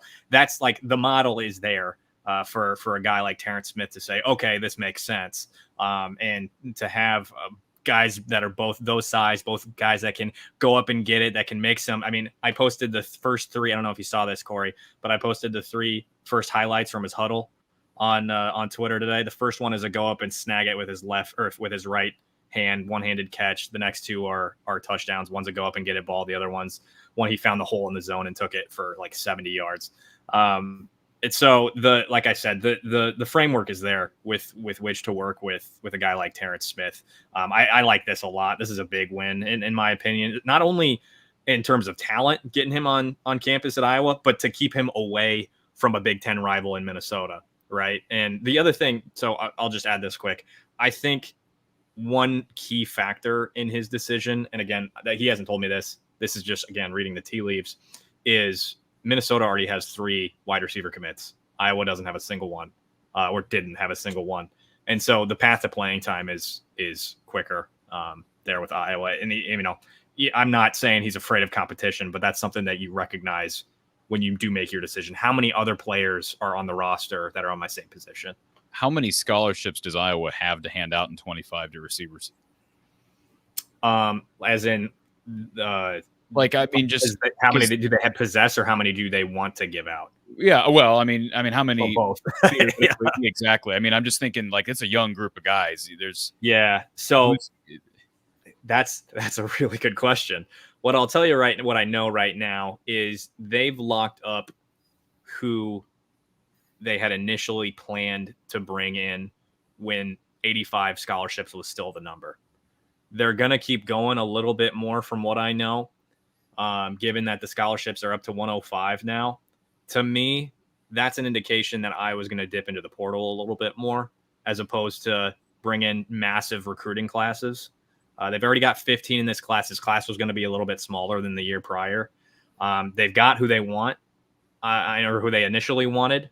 They are going to go after, I think it's his first name is Landon Pace, younger brother, son of Orlando Pace, former right offensive tackle in the league. They're looking at him as a defensive lineman. So they're not done. Probably going to be one or two, maybe even more official visits in the season too. So this class isn't over with. I think the majority of their focus is on the 2026, but they're not writing off the rest of the 2025 class. There are going to be some guys that they go after still. and just for people aware of why I do think this is significant, not just because of the 4-star number that On3 has them at. I think of the pecking order, I guess, or the in recent classes, Elliot, it seems like Iowa has to work their way down, like who they evaluate at receiver. You know, they don't get this guy. All right, just next. Terrence Smith is not as low on that list as we've seen. Is that a layman's way of putting this? No, I think you put that well. At the same time, so what John Budmeyer did this spring, and I include this in a premium article too. You know, they missed out on Zay Robinson. I don't know if you're familiar with in-state recruiting as much. Went to Iowa State. You know, they missed out on Braylon Collier, who was set to take an official visit. They missed out on Davion Chandler, who's now committed to Indiana, home state kid. So they had their misses, but this is a kid that they offered in February before Budmeyer went out on his tangent of offers in the spring, went out to Chicago, went out to Indianapolis. Seth Wallace actually offered him after an in-school visit, and he ended up coming up on a visit that following weekend for junior day. So this is a kid that was on Iowa's radar and that they wanted before Coach Bud even took over. And so obviously Bud made a good impression. I know you and I had a conversation, I think it was on Mark's podcast, about Budmeyer being notably a good recruiter. And to what I've been told by some folks behind the scenes is he's just been a breath of fresh air in terms of his approach, and that it's different than, the previous wide receivers coach. And, I've referred to Tim Lester as a breath of fresh air, especially compared to, again, the previous OC. I mean, you've been at pressers with Tim, right? Yeah. It's just a completely different dynamic. It's yeah, we'll leave it there. But from what I've been told, it's like that with Coach Bud as well. So, yeah, I mean, I had a great conversation with Coach Budmeyer, and I nothing against Kelton Copeland. I never had any. Some guys are more natural recruiters and connect with young people. I mean, that's just right, Don. At the same time, Kelton landed 2 4-stars 4 classes ago, right? Just couldn't get him to stick around. Yeah, and we know the room's had problems with drops, and right. That's the one thing I brought up earlier, Elliot. I don't know if you were in the queue waiting, but this is a room that had no drops yesterday. Knock on wood, 1 game in, but that's positive, whether you want to credit Lester, credit Budmeyer. Obviously, they've got different players and true freshman Vander Zee and transfer Jacob Gill, but that helps. And I think you're right on yesterday, and whether that's a good way of making a decision, basing it on, I don't know if it was like, hey, I'm really close to wanting to play, but I need a little bit more. And okay, I see what they did week 1. Now I'm going to pull the trigger, whatever. Got to hold on to them. We got several months until signing day. And, skilled position guys have decommitted in the past. Elliot, I know you got to get going. Anything from the game that I know you heard us chattering with a caller here a few minutes ago, but anything you want to throw into the mix? Well, you mentioned no drops, no sacks. We talked about this last year, and I will admittedly say I was wrong when I think my first year on the beat was showing in that the way Cade played in those first 4 games, I remember you saying, I think he's hurt. He's hurt. And I was like, well, he's not saying that, but you were right. I will give you that. Because the way he played yesterday and the way he moved, like he was getting sacked 3 or 4 times last year had he played the way he was. You remember him hobbling Penn State for like hobbled for like 15, 20 yards. But yeah, I've never seen somebody. Now, Deacon Hill, we won't go there. I found myself wondering how many times would Deacon have been sacked yesterday. Did you see Deacon run for that 20-yard touchdown yesterday for Utah Tech? No, and I prefer not to. They lost 30. They probably had to burn one of their timeouts to get him in the end zone. That's way too soon, Don. Elliot, HawkeyeBeacon.com, right? HawkeyeBeacon.com. Am I saying that right? Iowa.rivals.com, Hawkeye Beacon, whatever you want to call us. But to finish my point there before I get out of here, no sacks, 4 of 5 on third down in the second half. Only 5 third downs in the second half, which is positive. I've been trying to, I'm going through the film from yesterday and tracking 11 versus 12 personnel, shotgun versus under center, motion versus no motion pre-snap. I think Lester said at media day that Iowa had 6% of their plays had pre-snap motion last season. And I'm only through the first 2.5 quarters, and 53% of their snaps in the first half had pre-snap motion. So things are different. Those are a couple things I noticed. And I mean, I think the glaring takeaway is, man, having a quarterback who can complete some passes really opens things up, huh? I mean, like having 8-9 guys, like folks were trying to blame the offensive line in the first half yesterday, and there are 8-9 guys in the box. You got five hats. How is that going to matter? You can't put a hat on a hat when there's 8 or 9 guys in the box. You just can't do it. Go back and look at the video. Oh, yeah, I was going to say the box wasn't that heavy. Such a sweet spot with Don here, because with all due respect, Elliot, the box was not that heavy. Okay. We weren't doing a great job of blocking the front 7, and they were giving edge pressure that bothered us a lot too. Yeah, sure. This was brought up earlier, and this is a sensitive subject with Don. This goes all the way back to a year ago. Okay. People talking about stacked boxes. I will say this, Elliot, and I agree with you on this. Having a quarterback that can run, having a quarterback that's healthy, that can move and in and outside of the pocket. I mean, Cade's ability to move the pocket is something I didn't know we'd see from him. And I thought maybe they had to go with Brendan in order to get that mobility. They were able to get it with Cade. And then in addition, guys were open more yesterday than we've seen in previous season openers. Guys were just open more. And whether that be Jacob Gill, Reese Vander Zee, that is, again, not to say I'm going to give credit to this guy or this guy, but that is something that was a big problem. You don't become dead last in total offense over the course of 2 to 3 years without having issues across the board. Wide receiver separation, quarterback play, all of that. Those things were improved in game 1. So, Don, did you like the offensive play yesterday with, mentioning the stacked versus not stacked box? Did you think the offensive line was first half, but we unveiled a few more plays in the second half. Corey's heard me say before, have a lot of offense available for any given game doesn't mean you have to use it all. I think that's exactly what happened. We had a limited number of calls in the first half. They didn't produce. We pulled out some plays that were not running the first half that did have success in the second half. And that's exactly what you should do. If you need to use more offense, use it. And I think Tim decided at halftime, we're going to run our counter. There was no our counter in the first half. We're going to run wide motion and throw the ball to the tight end as an outside receiver. Didn't see that in the first half either, but you saw it the very first series of the second half. So there was some offense that we did not run in the first half that very clearly was made available for the second half. I think that helped us. Okay. And I'll admittedly say I'm still learning football, cross-country runner right here. So, hey, you know what? No. Listen, let me just say this. There were times yesterday where I'm like, it looks like there's a lot of guys in the box. Right. So my challenge to you, Don, is to give us a stat next week about what percentage of plays Iowa's offense runs with a stacked box. Because what do you consider a stacked box to be, Don? Well, we always talk about 8-man fronts. Let's say it this way. Is there any way you can play zone coverage and stack the box? The answer is no. There really isn't. Now you might play your safeties down low. You know, maybe a 4-cross look in the back end. The safeties are low. Maybe it is quarters coverage, but that's a delicate issue because if they see run, the safeties fire on the box. They insert themselves into the box. But what if it's a really good play action pass? Now you're really exposed with play action post.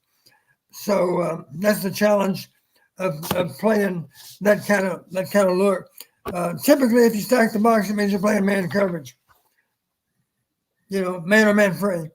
If you're playing man free, think about it this way. You've got how many receivers are on the field at one time? There are 5, right? Man free means you're manned up on 5 receivers and you have a free safety that's the last line of defense. So 6 from 11, of course, means you're rushing 5. You're bringing an extra guy. Standard rush, of course, is a 4-man rush. That's thought of as a standard rush, right? Because you can rush 4 and defend with 7. That's what most people do most of the time.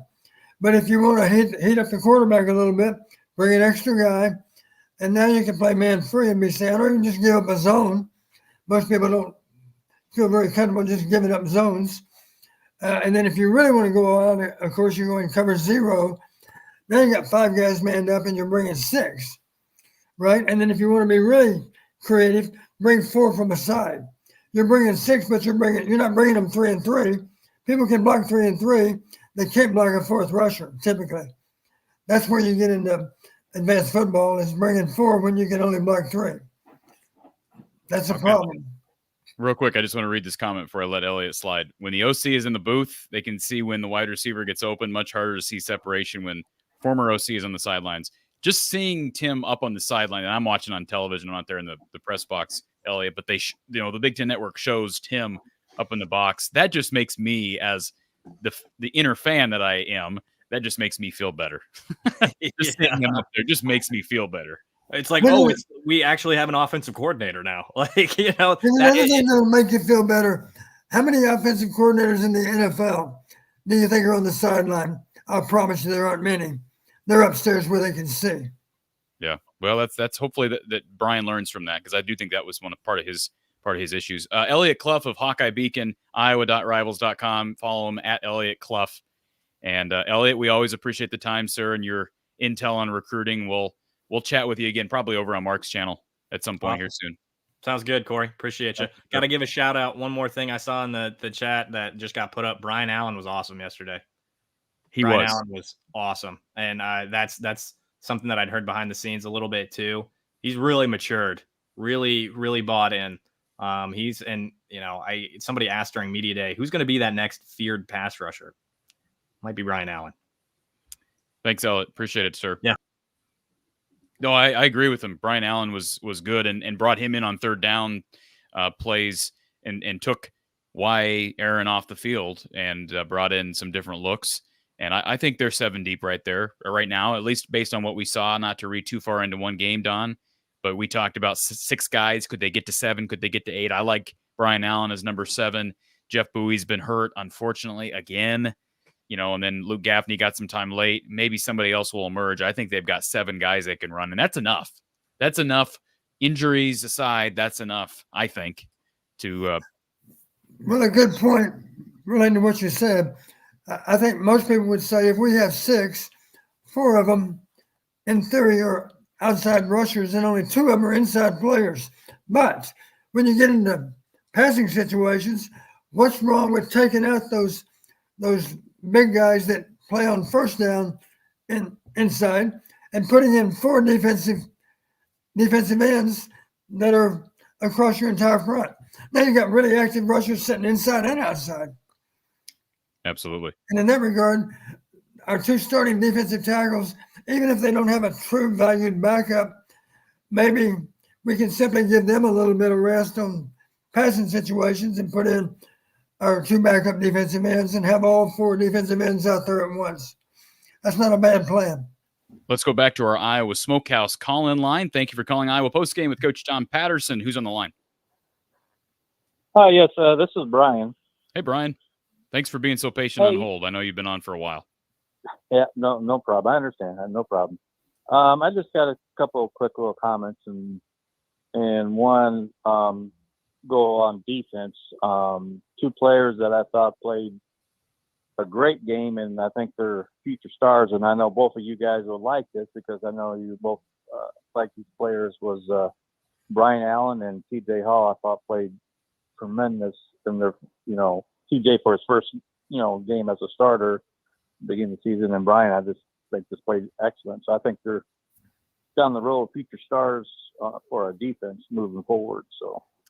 Yeah, TJ Hall deserves a shout out. Don, I know you got a special connection to TJ. You're a big reason. He told me that at camp or at media day again that you're a big part of why he's here.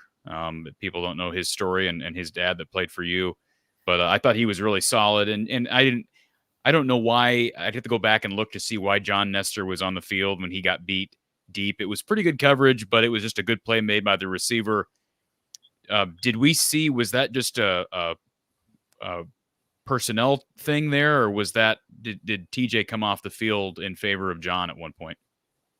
No, I think it was late enough in the game where basically Jamari and TJ were pretty much done at that point, I think. I don't know that they played that late in the game. I think, but we gave other quarters a chance to get some reps too. I will say I don't think either of those quarterbacks were ready for Illinois State. And Iowa's defense is going to make you look bad at times. But I do think, obviously Iowa's going to be tested, TJ especially, because they're going to target TJ next week. Iowa State's got the guys with Knoll and Jaden Higgins. They've got the players to test Iowa vertically. I think that's going to be the big storyline. Abu Sama was not that impressive against North Dakota. That run game struggled. And I think they're going to have to throw the ball and target likely TJ's side of the field. So I think that's the biggest storyline on that side of the ball this coming Saturday. Incidentally, let me talk about this. Jamari's interception. That was a great break on the ball. Incredibly good break on the ball. Yes, it was. But here's the rest of the story. Get ready for a double cut next weekend. I know. I was thinking the same thing. I thought, you know what? All that quarterback had to do, and I know that, the play call was what the play call was. All he had to do was pump and that receiver go, and it was done. Jamari was done. But it was a great break on the ball. Yeah. Anything else, caller?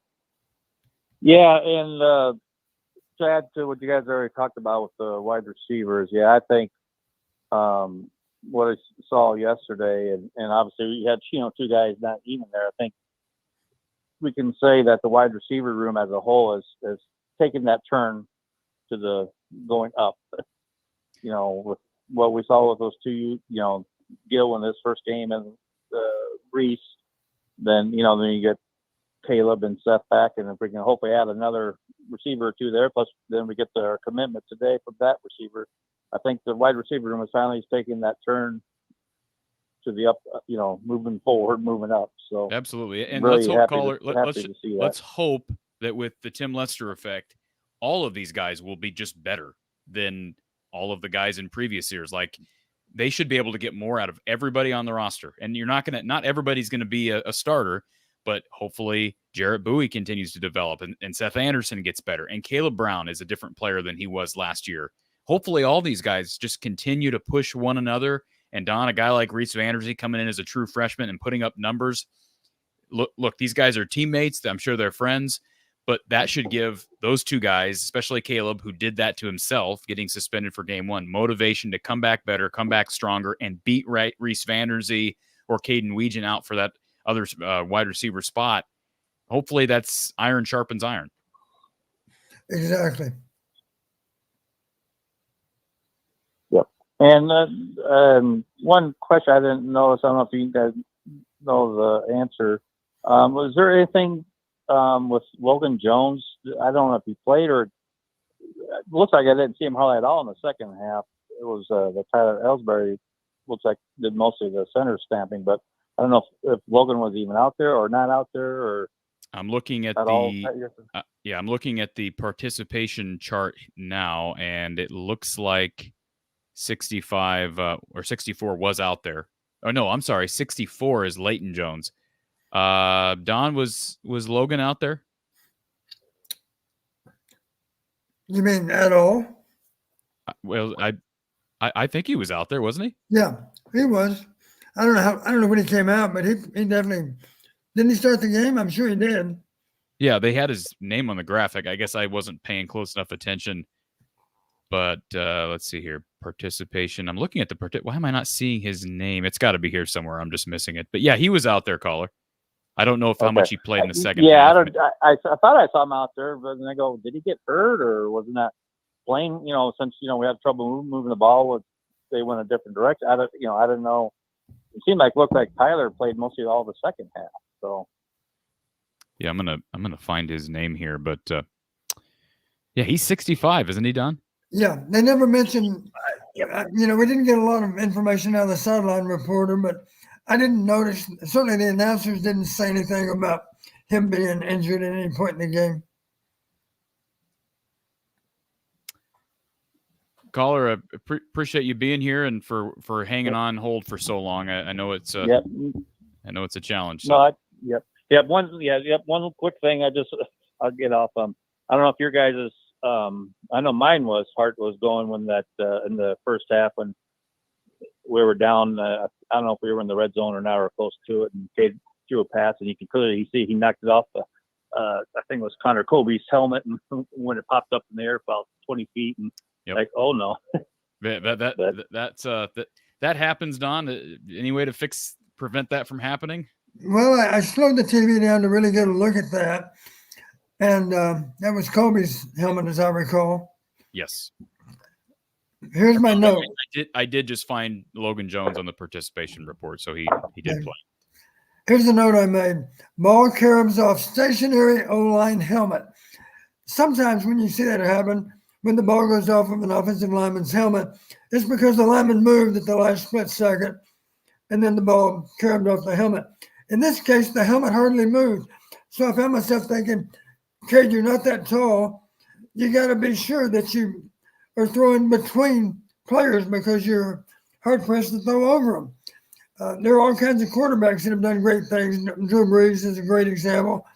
Drew Brees didn't throw over NFL linemen. He threw between them. So it was a little odd to me that the ball, of course, the lineman wasn't that far in front of Cade, and yet the ball clearly was trying to go through our right tackle, and that didn't work very well. So I don't know why Cade didn't realize as he looked with the ball, we're not even going to be able to clear our own offensive line with this throw. Maybe his eyes were somewhere else, and they only went to that particular spot at the last possible second. I don't know, but it is odd. It's not odd, of course, when a ball goes off of a defensive lineman, because let's face it, he's changing directions. He's trying to get in the throwing lane. The tackle, of course, is just trying to block his guy. If you go back and look at the play, his helmet's hardly moving at all, and yet the ball still carried off the helmet. It was kind of mystifying to me as to why we threw it in the back of his helmet. Caller, appreciate you being here, sir, and we'll talk to you hopefully next week after the next game. Thanks for taking my call, and I appreciate it. Yeah, let's go. I'll take a quick quote from Coach McCarney. It's cloning week. We got to get the clones. There you go. Thank you, sir. Appreciate the call.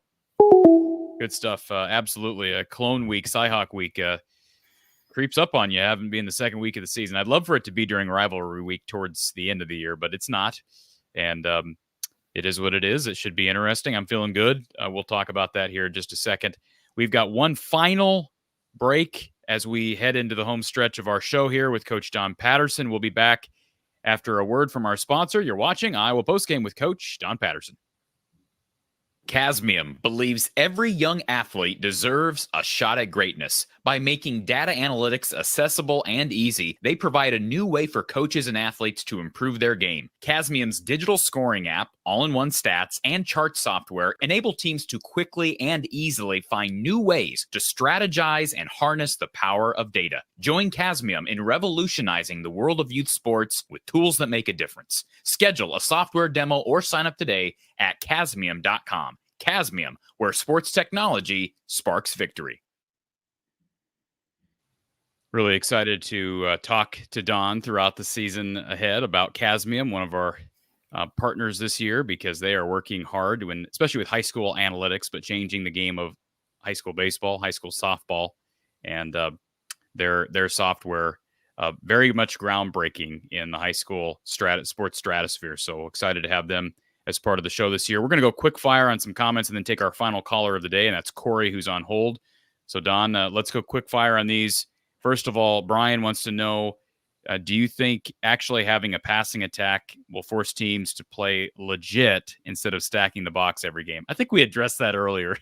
maybe less stacking the box than people have made it out to be in the past. David brings up Jazz being suspended for reportedly violation of team rules. How about Tim Stevens?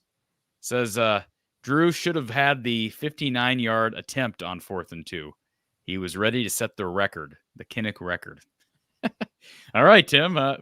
We'll remember that. I'm guessing Drew will get a chance at that at some point. I'm guessing there might have been just a very slight wind into our face, kicking to the north. I think that I didn't watch pregame, so I don't know what kind of range he had kicking to the north. My guess is even he might have been short from 59. D. Rollison, thank you for the super chat. Only week 1, but total offense ranks at number 40 in the country, Don. Number 40. That's not bad. That's not bad for one weekend. At least you're starting there. And yeah, and we're averaging 40 points a game. That's got to be higher than 40, I would think. Brian says, do you think the bunch formations invited more defenders in the box? They invited an extra rusher off one side or the other, yes. Cyhawk C Money says, Coach, what would you have done to stop that unblocked defender from coming into the backfield from that left side all night? Well, one thing you want to do is if you spread out, it's harder for them to fool you with a guy rushing when you didn't think he was coming. If they have to deploy to defend a formation that involves width, then obviously they can't get all packed in there. Anytime you get in a tight formation, you better be really alert just to be able to read whether or not a guy's coming that you don't expect to come. And a simple example, imagine a flanker formation where you have 2 tight ends, 1 receiver, and now the corner's standing just outside of that tight end.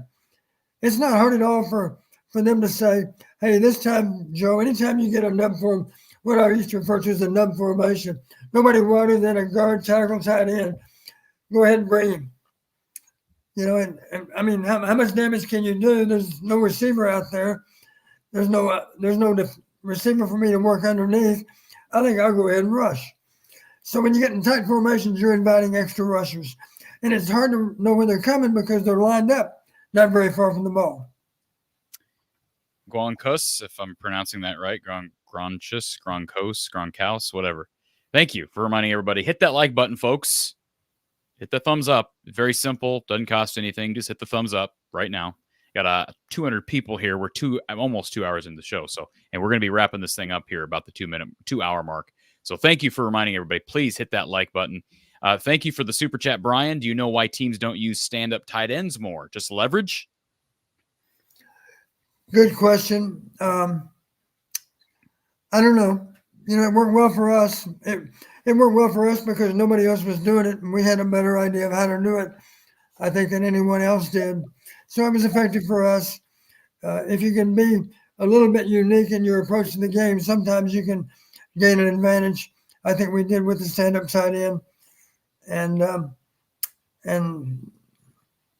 I understand there's some things a stand-up tight end cannot do as well.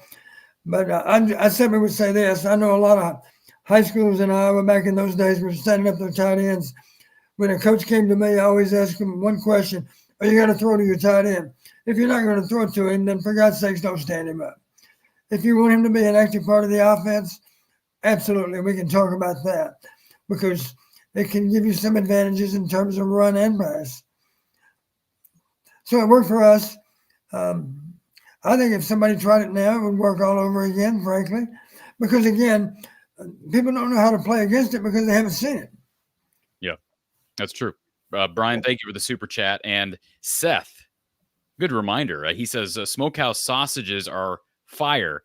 I have got a smokehouse sausage, summer sausage in my fridge. So that reminds me, I want to make a a special plug here to Iowa Smokehouse. Yes, they are a part of our show, our coverage once again this year. Tasting is believing with their sausage, but also their meat sticks, steak bites, ketchups, and barbecue sauces. They got everything you need for a tasty game day. Check it all out at iowasmokehouse.com. Use the code Hawkeyes. That code is active again and tribute to this show and this season.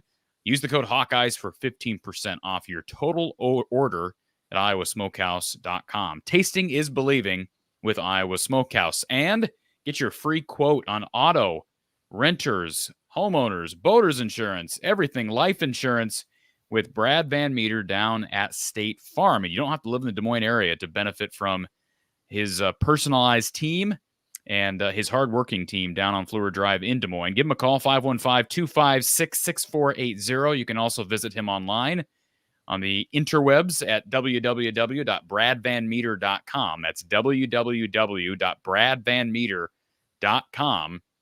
State Farm had been in business now for over 100 years, and this team, they've been down on Fleur Drive for decades. Give them a call, 515-256-6480 for great rates on insurance. All right, we've got a couple more comments. Pat wants to know, do you think Kirk gave up the leash after the first half? Well, he was not able to have contact with the coaching staff, so the answer to that question is no. Kyle says, my opinion is if you have two quarterbacks, you don't have one. See, I disagree with that, but I appreciate him saying my opinion. Unlike Mitch, who states it as a fact, he says you don't kneecap your QB when he is feeling good. Period. Period, Don. You're wrong. I'm telling you, you're wrong, Coach. Period.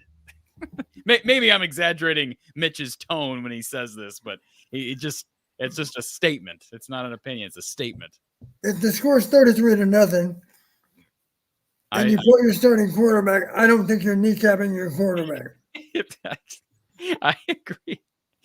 And bringing in Sullivan for a couple of plays in the first half ain't kneecapping your quarterback. All right.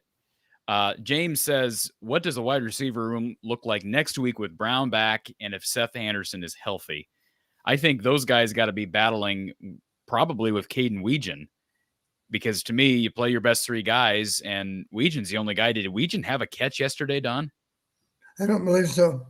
He did not. He didn't even have a target. So, hey, that would tell me if I'm one of those other two guys, okay, there's still a starting spot on the field. But if they're playing more 12 personnel, then you're going to see more two tight ends and two receivers anyways. So, and I don't think 5 or 15 did anything to take him out of the starting lineup. Yeah, I agree. And right now, Caden would be number 3. Now, we'll see what happens with Caleb back, because we would perceive him to be a starter when healthy and when available. James wants to know what's the most impressive thing you saw with the offense yesterday to this point. I guess the fact that I realize we're playing against FCS defenders, the fact that we caught the ball well. You know, you didn't see the drops that we've seen so much in recent years. And some nice catches too. Some difficult catches that guys actually made. Catches in tight windows. And there were some nice balls thrown by Cade too. I thought Cade did a really good job of extending plays. There were several times where he should have been sacked and wasn't, because he's just a little more athletic than Deacon, certainly. Maybe a lot more athletic than Deacon. Came at me and insulted if I said he's only a little more athletic. He's quite a bit more athletic. And that showed up yesterday too. So I'm happy for Cade that he's closer to 100% than he's been in a long time. And I hope he's that way for the rest of the year. Final caller of the night. And I don't mean to kneecap Corey, our final caller, but, this can't be a real long call, but I'm glad you're here. And I'm glad you were a part of the show yesterday. I turned on the show and I saw your face. So I said, okay, it's officially an Iowa postgame show if Corey's showing up. And that doesn't mean me. That means you. We missed you. I mean, I love Kyle, but it's not an official show without you. But I and your boycott with KF not being in attendance. Yes, that's what it was. I was suspended watching it with Mary and Kirk. That's exactly, you got me. So I thought that was a fair question. Is Corey also suspended for one game? That's Was why it I'm for- here. right. I'm here today. I had to leave the show at midnight on Friday, and I was back this morning at 12:01. So next question, was it the UI or was it interfering with I- recruiting? Yeah, I reached out to Cade. I reached out to Cade early as well, Don. The truth be told, the decent side of Corey acknowledged that he fell far short of a 4-hour show, which is the minimum standard here. So Well, I'm sure we'll have some in the future. you're going to appreciate this, but my paper plate with all my points I was going to make, I'm tossing that out of respect for time. Your But- paper plate. Wow. Is there a paper shortage? Is there a paper shortage in the world? You're using paper plates now. Okay. I just used my last 3x5 note card for work last Friday, so I'm in a crisis. Corey, please tell me at least we answered a few of those questions you had written down on that paper plate. Yes, And Corey, if you're short of note cards, I'm sure Brian has a few because that's what he used for his playbook was a note card. I'm sure he's got a few he could give you. Now, my brother and I would come after you for going after our boy Brian Ferris, but that's beside Okay, so I'm going to start World Wide Web War #1. I'm going to die on a couple hills. First off, I'm in the trenches with Corey on this. Kamari Moulton was absolutely special. That guy ran the hardest yards. He ran those hard yards even better than LaShawn Williams did last year, when I thought LaShawn Williams was by far our strongest runner. I am 100% sold. I don't know how it's possible with his body makeup, but he is the hardest runner on our team for the hard yards. And I think it's a beautiful combo, and I think they used it perfectly. And because I think that I equate Caleb Johnson to someone starting a race car out in second gear. Doesn't have a lot of torque through the hole, but if you can get him smooth through the hole, he's gone because he doesn't need to upshift. He can take it to 100 miles an hour. You know, as soon as he gets in the open field, he's gone. Like there's not many people that are going to catch him. I mean, that's good. That's great. And so we're dying together on that hill, Corey. Now I'm going to die on my own hill, and I'm going to stand up, and I'm going to use. I'm going to steal a phrase. If you follow any searches on YouTube for Caitlin Clark, you've obviously come across Mick Talks Hoops channel, which is out of Ireland, but the guy's he's up to 30,000 subscribers. But anyway, he often says, don't get it twisted. And I'm here to say, let's not get it twisted. Our receivers are catching balls better this year because there's a quarterback that throws a lot more catchable of a ball. That's a good point that has not been made. Cade's football is more catchable than Deacon's. Deacon, Sorry, I didn't mean to laugh. And Spencer Petras and Spencer Petras. Yes, I was just coming, Corey. Thank you. And I just I'm going to name drop a little bit, and I'm going to flatter Don a little bit. And I wanted to pair Mark Bortz up with Jay Hilgenberg first off, but Super Bowl, we've already talked about this, Don. Anyway, Billy Happel, Scott Helverson, Keith Chappelle, and then quarterbacks like Hartlieb, Chuck Long. I mean, those guys didn't throw missiles, and yet those were good receivers too. But which is it, the chicken or the egg, or both? Keith Chappelle, poetry in motion. Yes, smooth as butter. He was a good one. Delightful to watch when you rarely could. Mostly you listened on the radio with Jim Zabel or back One then. of my regrets, incidentally, Keith and Gordy were junior college teammates, and it's really unfair. Gordy was part of the 81 team, as you know. Keith played really, really well in 79 and 80 and was done. And we hate that Keith missed out on the 81 season because he deserved to be part of that. For sure, for sure. So just getting back to the theme of don't get it twisted. I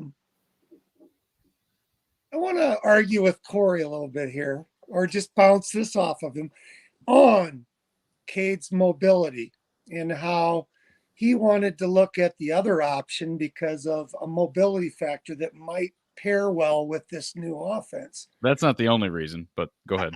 I would argue that Cade showed great mobility and great elusive and strength. I mean, to break tackles. Well, you're used to watching Spencer Petras, Deacon Hill, Nate Stanley. That's part of the problem. You're used to watching those guys. I'm just telling you right now, Brendan is more mobile. I agree. Cade showed above what I would have expected out of a guy coming off 2 knee injuries, but I'm just telling you at a fall camp that almost everybody, I think everybody that I talked to said Brendan is still more mobile and quicker. So that's go ahead, but that's not the only reason why I would have liked to have seen Brendan. Right. Oh, for sure. Because hey, anybody can get hurt, and we don't want to be crippled and have somebody that hasn't, is totally green. Well, just hasn't shaken any rust off. I mean, and take it up another notch. Marco Lainez is about as mobile and elusive. I mean, I want to see him on the field in games this year. I mean, just give him a package. Do like Michigan with Orgy, and they put him in for a one Wildcat or whatever it is. But I respect Kirk's preferences, and I'm a KF diehard, and I'll die on every hill. Die on that Deacon Hill. I mean, that hill. Die on that hill, Corey. Just so. Let's not forget our leading rusher in our bowl game was our quarterback who played only one quarter. Who was that? Who are we talking about, Don? Marco. I think he had 64 yards rushing in the fourth quarter. Yeah. That was a show that he put on. I mean, they couldn't stop him. It strikes your fancy. It strikes your curiosity as to what could be with that kid. Here's a question for you, Corey. If you were the OC, do you think you could design a couple of plays maybe that are specific for Marco? Yes. I would design a couple of plays that are specific for Brendan, maybe more than a couple, and I'd design a couple that are specific to Marco. Yes, absolutely. And there was the new Kirk back 3-4 years ago. And do you remember? So new Kirk was going for it on fourth down. He was doing some things that were just added a little more fun to the game. It's called a midlife crisis. Now, another one was Phil Parker, and maybe he hit his midlife crisis because do you remember on third down when we'd have this frenzy of guys on third down all standing up in this chaotic formation that had no structure to it? And it was pretty effective. I mean, if you recall. Raider package you talking about? Yeah. Is that... Thank you. And the only thing I'll say about the new Kirk, a lot of that stuff came under LeVar Woods, like 2017, 2018. They had a lot of special teams fakes, and it wasn't just the offense. And I just wonder, that lines up timeline with when Brian was made the OC. Remember, Brian was made the OC in 17. And I just wonder, like, was there a connection, even though those were gambles made on special teams? Because I've asked LeVar Woods, I've asked him since then, why don't we see that stuff anymore? Why did we see that for 2 years? Why was your unit faking punts, faking kicks? I mean, remember the play against Minnesota where they spread everybody out and you had the long snapper who was a lefty toss it left to TJ Hawkinson, who went end around and scored. I believe it was a 2-point it was a touchdown. They were lined up for a field goal inside the 10. And he goes end around off of a left-handed. It was just a weird. They had a fake field goal pass to Epinesa at one point. They had a touchdown over the shoulder of Sam Brinks. They were doing a lot of that stuff. And Yeah, they don't do it anymore. Who's our washed up walk on? Shame on me for not remembering his name. They got Tyler Kluver. Yeah, Kluver. Yeah, he caught the polecat. That was 2017. That's what I'm saying. That was happening left and right. It was not just a one or two-time thing. It was very entertaining, and I think it adds a little bit of fun, creative imagination, and it's kind of throws a few endorphins into the mind. It's this unknown of what might be. It makes it fun.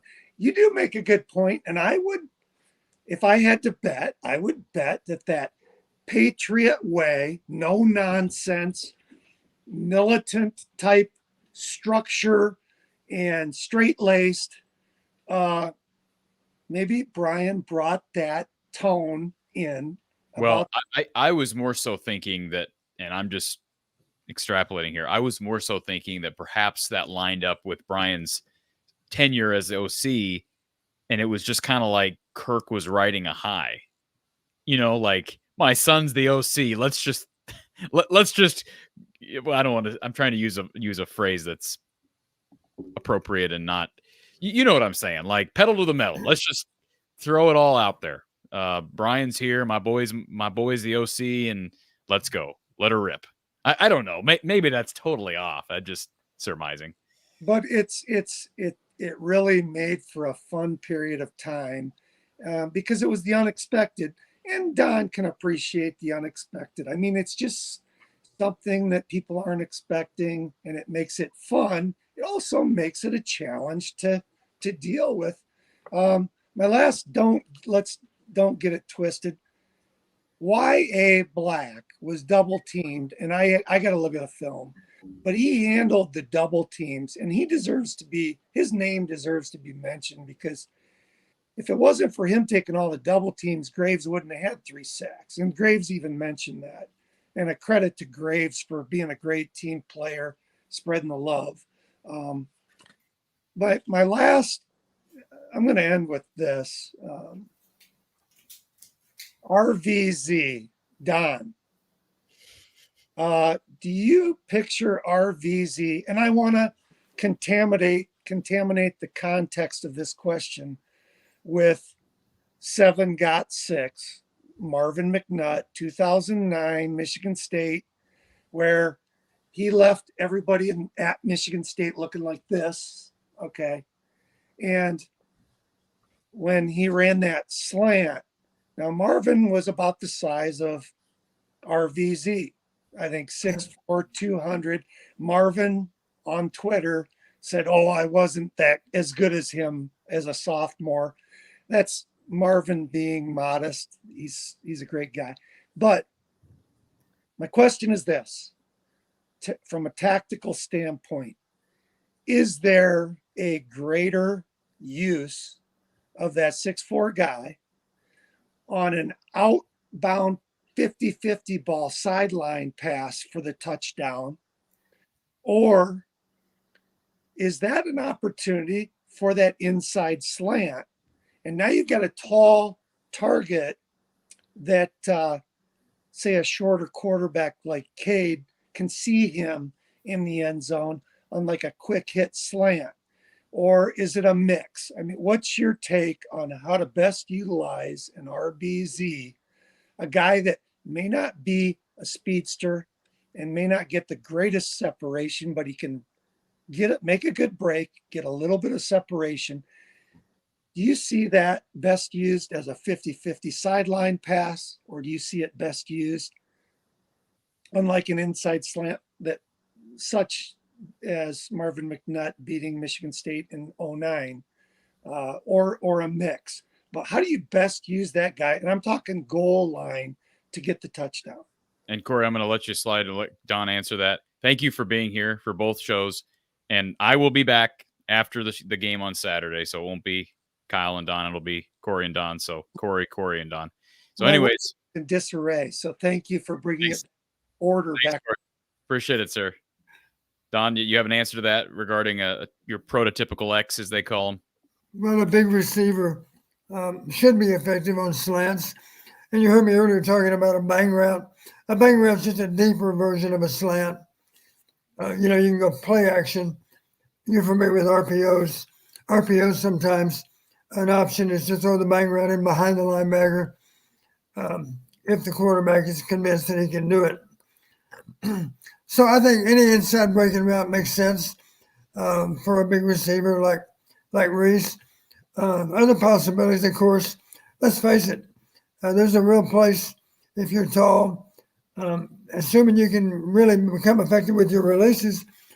A fade route, of course, is very difficult to cover.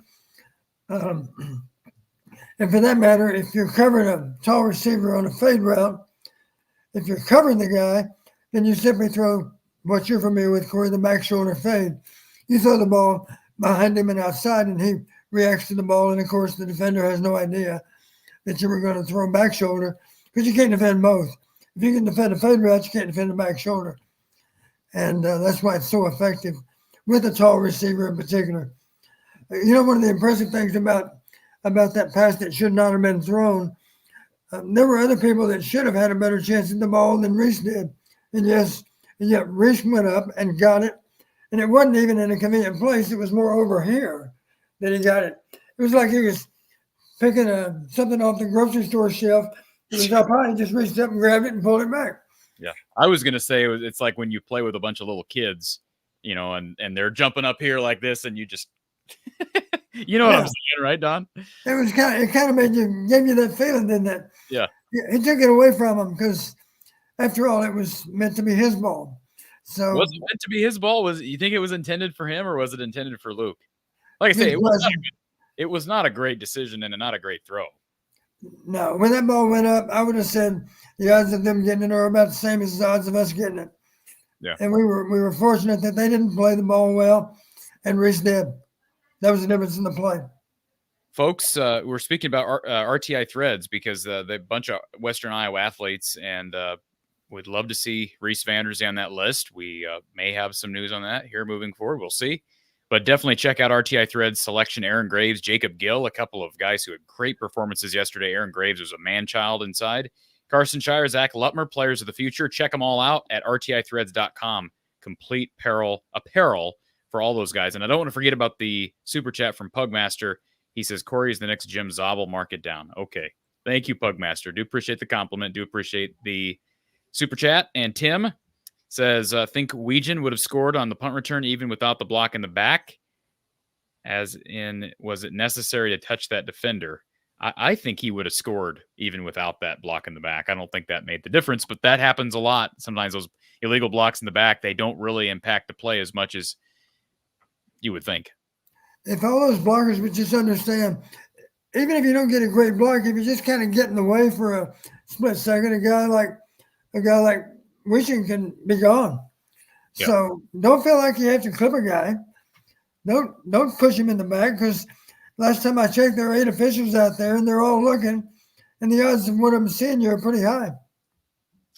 Folks, be sure, I know Kyle showed this to everybody yesterday, but our final plug for RTI Threads, be sure to check out the RTI Threads apparel. They've working with a bunch of Hawkeyes, some Creighton Blue Jays. I think they've got, you can pull up their NIL athletes list, Trey Alexander being one, Ryan Kalkbrenner, but look at the selection. And Cooper DeJean still has an apparel line. RTI Threads still working with Cooper DeJean. You can check it all out and take a look, take a gander at some of their apparel, their custom. Look at the Aaron Graves Gravedigger logo you can get on a various number of pieces of merchandise, including clothing. And for your children, for you, for your spouse, whatever the case may be, great gifts. And you can also check out the official line that just dropped of Jacob Gill and see his logo and the work that's being done to support NIL and support this show. And again, an Iowa company, RTI Threads. Check them out over at rtithreads.com and browse the website. And RTI Threads also, you see this link up here. If you're in Western Iowa, check out their new their new restaurant, their restaurant chain. And they just opened the one up in Spirit Lake.